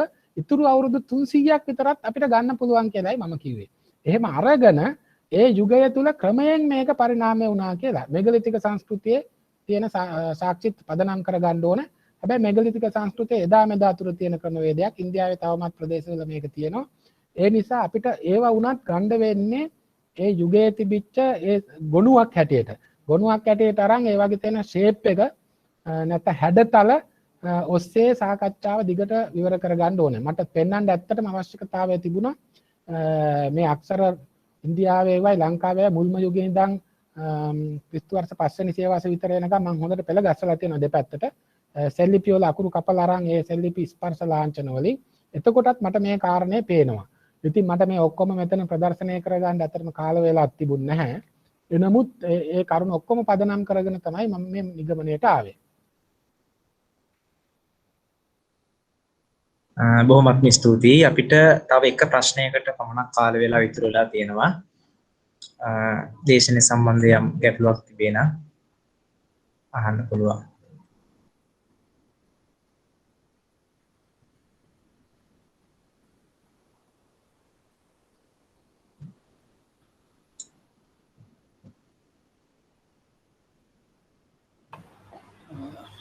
හාමුදුරනේ මම පොඩි ප්‍රශ්නයක් අහන්න මේ මාව ඇහෙනවද නන්දා? හාමුදුරනේ මේ එකක් දැන් ඔය පිප්‍රවා ලිපි සම්බන්ධයෙන් එකක් ඔය ෆිගුර කියන ඒ කාලේ ඉන්දියාවේ හිටපු ආකියොලොජි සම්බන්ධයෙන් හිටපු ඉහළ පෙළේ නිලධාරියා ඔහුව ඇන්ටන් ෆිගුර ඔහුව එක්තරා යුගයකදී පහ කරනවා තමන්ගේ එයාගේ තනතුරෙන් එයා වංචනික විදියට අකුරු කෙටීම නිසා සමහර පුරාවස්තු වල කොහොම වෙතත් පිප්‍රවා වල ඒක ක්‍රිස්තු පූර්ව 4ට යනවාද කියන එක පිළිබඳ දැන් යම් ප්‍රශ්න දැන් නෙමෙයි මම හිතන්නේ දැන් 70 විතරත් මේ නැවත ගැනීමක් කරනකොටත් මෙතන ජර්මන් කෙනෙක් මට යාගේ නම හරියට එන්නේ නැහැ මේ කාල නිර්ණය කළාමත් මේක ක්‍රිස්තු පූර්ව 3න් නෙමෙයි ඊටත් මෙහාට ආවා මම හිතන්නේ ක්‍රිස්තු පූර්ව මට අවශ්‍ය නම් ඒ නම හොයලා දෙන්න පුළුවන් ක්‍රිස්තු පූර්ව 1ට වගේ ආපු අවස්ථාවක් තියෙනවා මේ පස්ස්තරය කැනීම් කරට පස්සේ ඉතින් ඒක නිසා මේ අපිට මේ ඔය ලිපියේ ඓතිහාසිකත්වය පිළිබඳ යම් ප්‍රශ්නයක් ඒ කියන්නේ මේ ක්‍රිස්තු පූර්ව 4 වෙනි සියවසටම යනවාද කියන එකක් එහෙම ප්‍රශ්නයක් එන අතර තව පුංචි එක දෙයක් අහන්න මාගදී බුදුහාමුදුරන් ධර්මයේ දේශනා කළා කියලා හිතන මාගදී කියන භාෂාව මොකක්ද ඔබ වහන්සේ ඔබ වහන්සේගේ ස්ථාවරයේ මේ දැක්මානුව? ඔව් මේ පළවෙනි ප්‍රශ්නෙට ඇත්තටම මට ආයෙත් කියන්න තියෙන්නේ මේකේ මුලින්ම වාර්තාවලක් තියෙනවා මේකේ මේ ස්තූපය එක වතාවක හදපු එකක් නෙමෙයි කියන එක. ඒ නිසා පසුගිය අවධියක කරපු කැණීමකදී වුණත් ඒ අවධි වෙනස් වෙලා කාල නිර්ණ අවධි වශයෙන් ලැබෙන්න පුළුවන්. ස්තර ගොඩකට කාල නිර්ණ ගත්තොත් ඒ ස්තරයට වෙන වෙනම කාල නිර්ණ තමයි ලැබෙන්නේ. අනිත් එක මේකේ තියෙන අන්තර්ගතයත් විමසන්න ඕනේ. මේකේ අන්තර්ගතයේ තියෙනවා සහෝදර සහෝදරියන් කියලා. සසුත දලන. එතකොට අපි ඒවත් අන්තර්ගතයත් විමසන්න ඕනේ. ඒක පරිපූර්ණ ශිලාලේඛනයක්. මේ අභිලේඛනයක්. ඒක සම්පූර්ණව තියෙනවා. ඉතින් මේ බුදුහාමුදුරන්ගේ ඥාති සහෝදර පරම්පරාවත් එක්ක තමයි මේක කළා කියලා. එතකොට ස්තූපය විතරක් නෙමෙයි ස්තූපයට නෙමෙයි මේක ලියලා තියෙන්නේ. නිසා ස්තූපයෙන් මේක කාල නිර්ණය කරන්න එච්චරම ලේසි නැහැ. මේක ලියලා තියෙන්නේ මේ මැටි කරඬුවේ. ඒ මැටි කරඬුව තමයි ඒ කාලේ නිර්මාණය කරන්නේ. පුච්චන්නේ මේ පිච්චීමට ප්‍රථමයෙන් ලියලා. ඒ කාලේ තමයි අපි ගන්න ඕනේ. ඒ කාලේ පැහැදිලිව 3 වෙනි සියවසෙන් එපිටට යන්න පුළුවන්. ඒකයි අපි කියන්නේ. ඉතින් දැන් තියෙන පරිශ්‍රණත් එක්ක අතීත පරිශ්‍රණ කොහොමත් අපිට ගොනු කරගන්න අමාරුයි. ඒ වගේ තියෙන තාක්ෂණයත් එක්ක. අනිත් එක මගෙන් ඇහුවේ පොඩක් අය කියන්නේ දෙවෙනියට මගෙන් ඇහුවේ මේ දෙවන ප්‍රශ්නය වුණේ අපි හඳුනන්නේ මේ බුදුන් වහන්සේ ධර්මයේ දේශනා කළ මේ මාගදී කියන බස මොකක්ද කියන එක ඔබ වහන්සේගේ දැක්ම මොකක්ද? ඔව් ඒක නම් වෙනමම සාකච්ඡා කරන්න ඕනේ ප්‍රශ්නයක්. මේක පිළිබඳ පසුගිය කාලේ මේ ලොකු සාකච්ඡාවක් ඇති වුණා මේ මොහුණු පොත තුලත්. ඒකෙදිත් අපි යම් පොත් 30ක් 25ක් තරම් එකතු කරගෙන තියෙනවා. ඇත්තටම මේ පාලි ප්‍රාකෘතයට සමානද කියලා කියන්න. මෙතනදී මම නිගමනයක් කියන්න නැත්නම් එක්තරා දෙයක් විතරක් කියන්නම්. මට හරි පැහැදිලිව කියන්න පුළුවන් මේ අපේ සිංහල ප්‍රාකෘතය ඒ කියන්නේ ක්‍රිස්තු පූර්ව 3 වෙනි සියවසේ ඉඳන් 5 වෙනි සියවසේ මැද දක්වා තියෙන මූල බ්‍රාහ්මී ශිලාලේඛන ගොන්නම වැඩි වශයෙන් සම්බන්ධ වෙන්නේ පාලි ප්‍රාකෘතයට. මොකද ඉන්දියාවේ අශෝකාක්ෂරවල ප්‍රාකෘතයට වඩා පාලි ප්‍රාකෘතයට සම්බන්ධ වෙනවා. දැන් දේවාන පියේන පියදසින ලාජන දේවානම්පිය පියදසි ලාජා කියලා එහෙම තියෙන සෙල්ලිපි තිබ්බට ලංකාවට එන්නේ ඒක දෙවන පිය කියලා. තිස්ස කියන එක තිස කියලා. මොග්ගලී කියන එක මොගලි කියලා. අන්න ඒ විදිහට තමයි ලංකාවේ එන්නේ. එතකොට අරකම නෙමෙයි. පැහැදිලිවම ඒක නෙමෙයි. ඒ වෙන විට අපි ඊට වඩා මේක ඛණ්ඩනය කරගෙන අපිට හුරු විදියකට හදාගෙන ඉඳලා තියෙනවා. එතකොට දැන් නාග නග වෙලා එන්නේ. එතකොට අශෝක ප්‍රාකෘතයට සම්පූර්ණයෙන් සමාන නැහැ සිංහල ප්‍රාකෘතය. දැන් මුල්ම බ්‍රාහ්මී ලේඛන මම කියන්නේ. ඒ නිසා අපි බලන්න ඕනන්නේ ඒවත් එක්ක. එතකොට එහෙම බලනකොට පේන්න තියෙනවා අපි යම් කිසි සම්ප්‍රදායක් දිගට ගෙනත් තියෙනවා ඔය යුගයේ වන විට. මම කියන්නේ මහින්දාගමනයේ වන විට. එතකොට අශෝක මහරජතුමාගේ ධර්මදූත ව්‍යාපාරය තුළ එතුමා බෞද්ධයෙක් වෙලා පිහිටවපු සෙල්ලිපි ප්‍රමාණය බැලුවත් ඒ වගේ තියෙන භාෂාව ඒ පළාත් වලින් පළාත් වලටත් වෙනස් වෙනවා. දැන් එරගුඩි ලිපියේ එහෙම තියෙන භාෂාව ගොඩක් වෙනස්. ඉතින් එතකොට දකුණු ඉන්දියාවට එනකොට භාෂාව යම් ප්‍රමාණයක වෙනසක් දකින්න ලැබෙනවා. දැන් මේවා අපි බලන්න ඕන ඒක තමයි මගේ මාතෘකාව මම ඇදගෙන ගිය පැත්ත. අපි මේක මෙහෙම එකපාරට මේක කෙරෙන්නේ නැහැ. එකපාරට හැදෙන්නේ නැහැ. ක්‍රමානුකූලව ආපු ක්‍රමවේදයක එක්තරා කඩයිමකින් ඉඳන් තමයි අපි පටන් ගන්නෙ. අන්න ඒ ප්‍රශ්නය මම ඉදිරිපත් කළේ. ඒකයි මම කිව්වේ. දැනට අපිට පුරාවිද්‍යා සාධක වලින් පැහැදිලිව ක්‍රිස්තු පූර්ව 6 වෙනි සියවස 7 වෙනි සියවස හම්බෙලා තියෙනවා. ඉතුරු අවුරුදු 300ක් තල්ලු කරන්න වෙනවා 300ක් විතර මේකේ පටන් ගැම්මත් එක්ක එන්න. එතකොට තමයි අපිට මේ ඔය පාලි ප්‍රාකෘතයෙන් බිඳගත්ත සිංහල ප්‍රාකෘතය පේන්න තියෙන්නේ. ඉතින් පාලි ප්‍රාකෘතයම බිඳගත්ත කියලා එකපාරට මම කියන්න යන්නේ ඒක ලොකු මාතෘකාවක්. නමුත් සමානතා තියෙනවා. දැන් දේවානම් පියේන පිය දසින රාජා පිය දස්සිනා නාම රාජේන කියලා ගත්තොත් අපිට දෙවන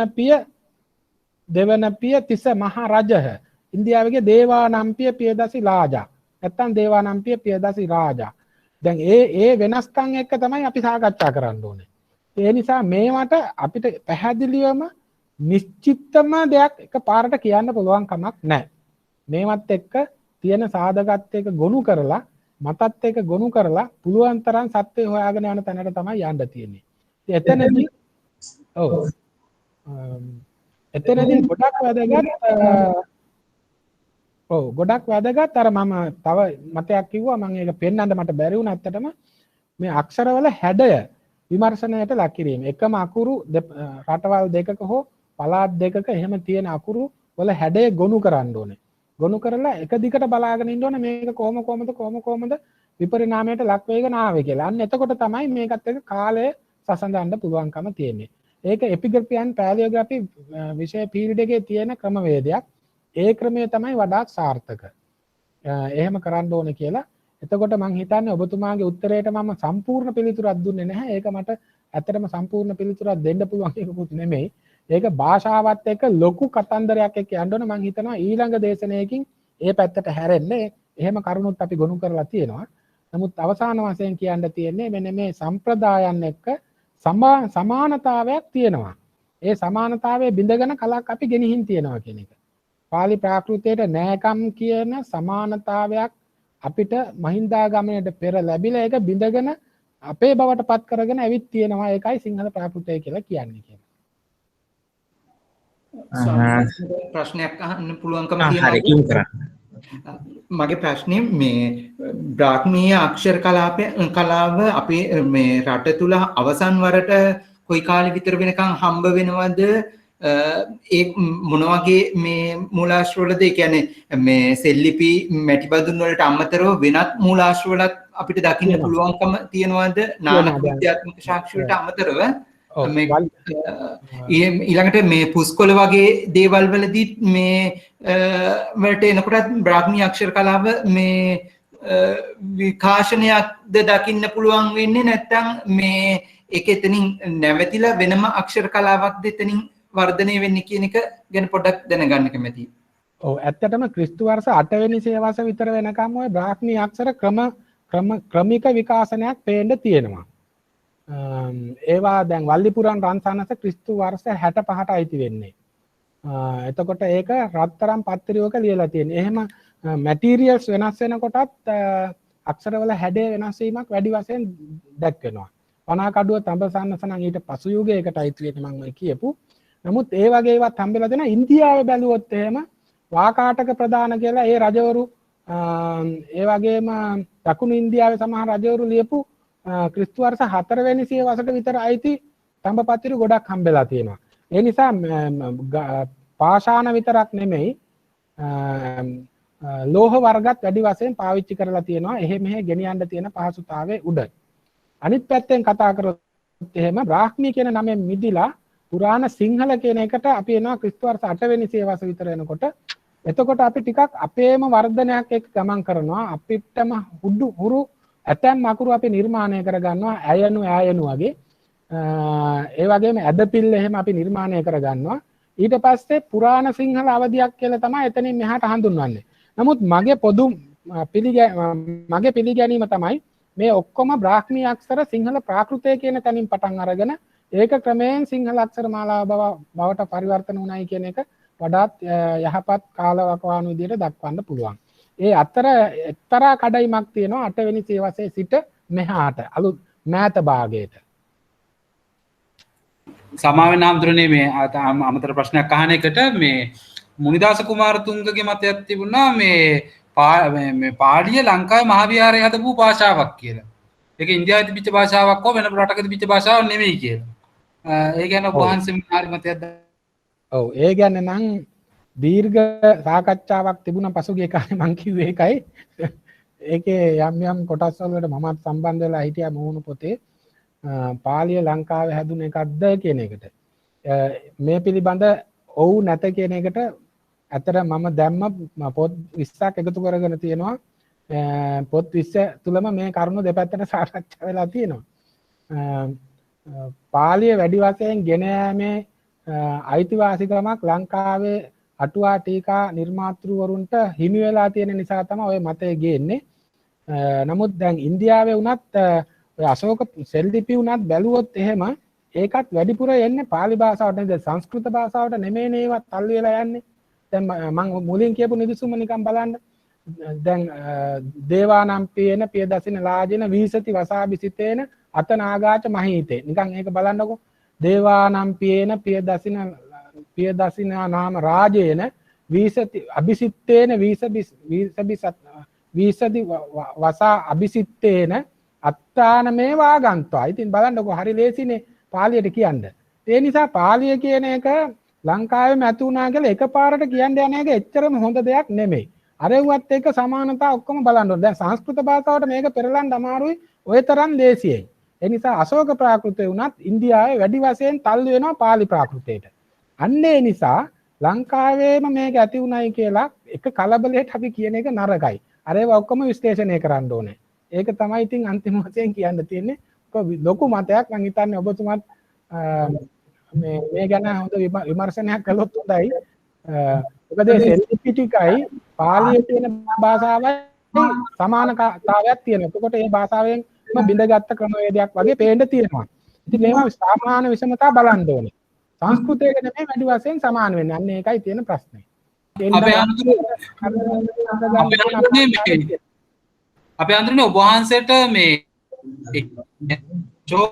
වලට කලින් යම් ආකාරයකට එහෙම බ්‍රාහ්මී අක්ෂර හෝ පාලියට ලං වෙන එවැනි භාෂාත්මක දෙයක් ඉන්දියාවෙන් හම්බ වෙනවද ක්‍රිස්තුපූර්ව 300 වසරේ අශෝක ලිපි වලට කලින්? ඔය මම දැන් කීපයක් ඔය පෙන්නපේ අශෝක යුගයට පෙර ඒවා. ඇත්තටම මම කියුවේ අශෝක යුගයට පෙර ඒවා. ඇත්තටම අර කියපේක අශෝක යුගයට පෙර එකක් ඔය මේ බුද්ධස භාගවතෝ කියලා එහෙම තියෙනවා. ඔව් පිට්පාවිතිය උනත් ඒ වගේ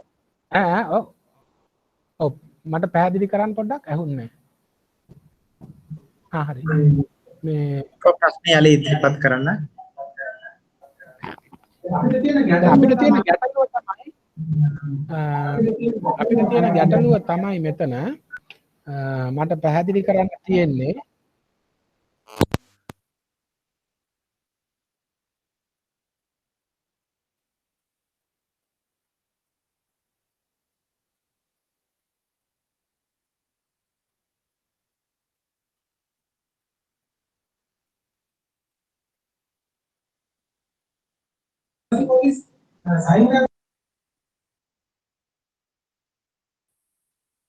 රජුරුවන්ගේ කාලේ සෙල්ලිපි හුඟක් අපිට හම්බ වෙනවා.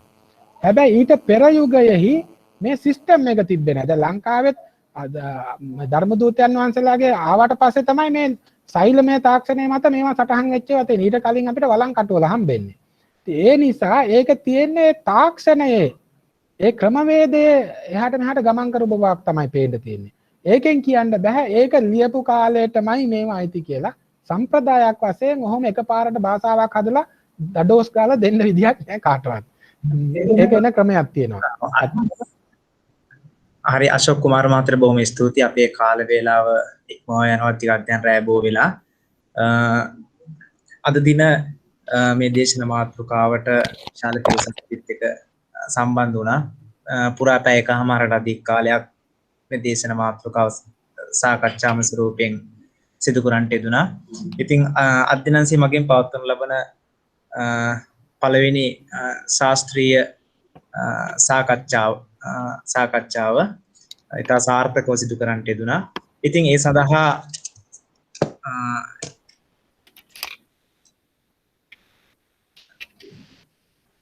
ශාස්ත්‍රීය දේශනය අද දින සිදු කරනු ලැබුවේ පුරාවිද්‍යාඥ ජ්‍යෙෂ්ඨ කතිකාචාර්ය ගල්ලව විමලකාන්ති ස්වාමීන්ද්‍රයන් වහන්සේ. උන්වහන්සේ ශ්‍රී ලංකා භික්ෂු විශ්වවිද්‍යාලයේ සමාජ විද්‍යා හා තුලනාත්මක අධ්‍යයනයේ අංශාධිපති වශයෙන් උන්වහන්සේ කටයුතු කරනු ලබනවා.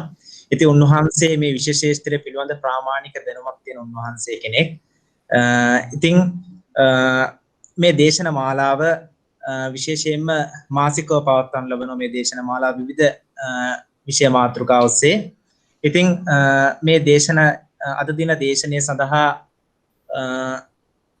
දේශනය පැවැත්වූ ඒ ජ්‍යෙෂ්ඨ කතිකාචාර්ය ගල්ලේ විමලකාන්ති හාමුදුරන් වහන්සේටත් ඒ වගේම මේ දේශනය සම්බන්ධීකරණය සිදු කරනු ලැබූ කතිකාචාර්ය ගෝන්ලගොඩ නන්ද ස්වාමින් වහන්සේටත් ඒ වගේම මෙහි තාක්ෂණික සහාය ලබා දුන් උපදේශක වෙනු ලක්ෂණ මහතාත් ඒ වගේම කළමනාකාර සහකාර අනුරාධ මහතාත් ඒ වගේම කළමනාකාර සහකාර සුභාෂණ මහතාටත් ස්තුතිය පුද කරනවා. ඒ වගේම අප සමග පුරා පැය එකමාරක් රැඳිලා සිටිය ඔබටත් ස්තුතිය පුද කරමින් නැවතත් මෙවැනිම දේශනයක හමුවීමේ බලාපොරොත්තුවෙන් ඔබගෙන් සමුගනවා. ඔබට සුබ රාත්‍රියක්. පෙරවන් සරණයි.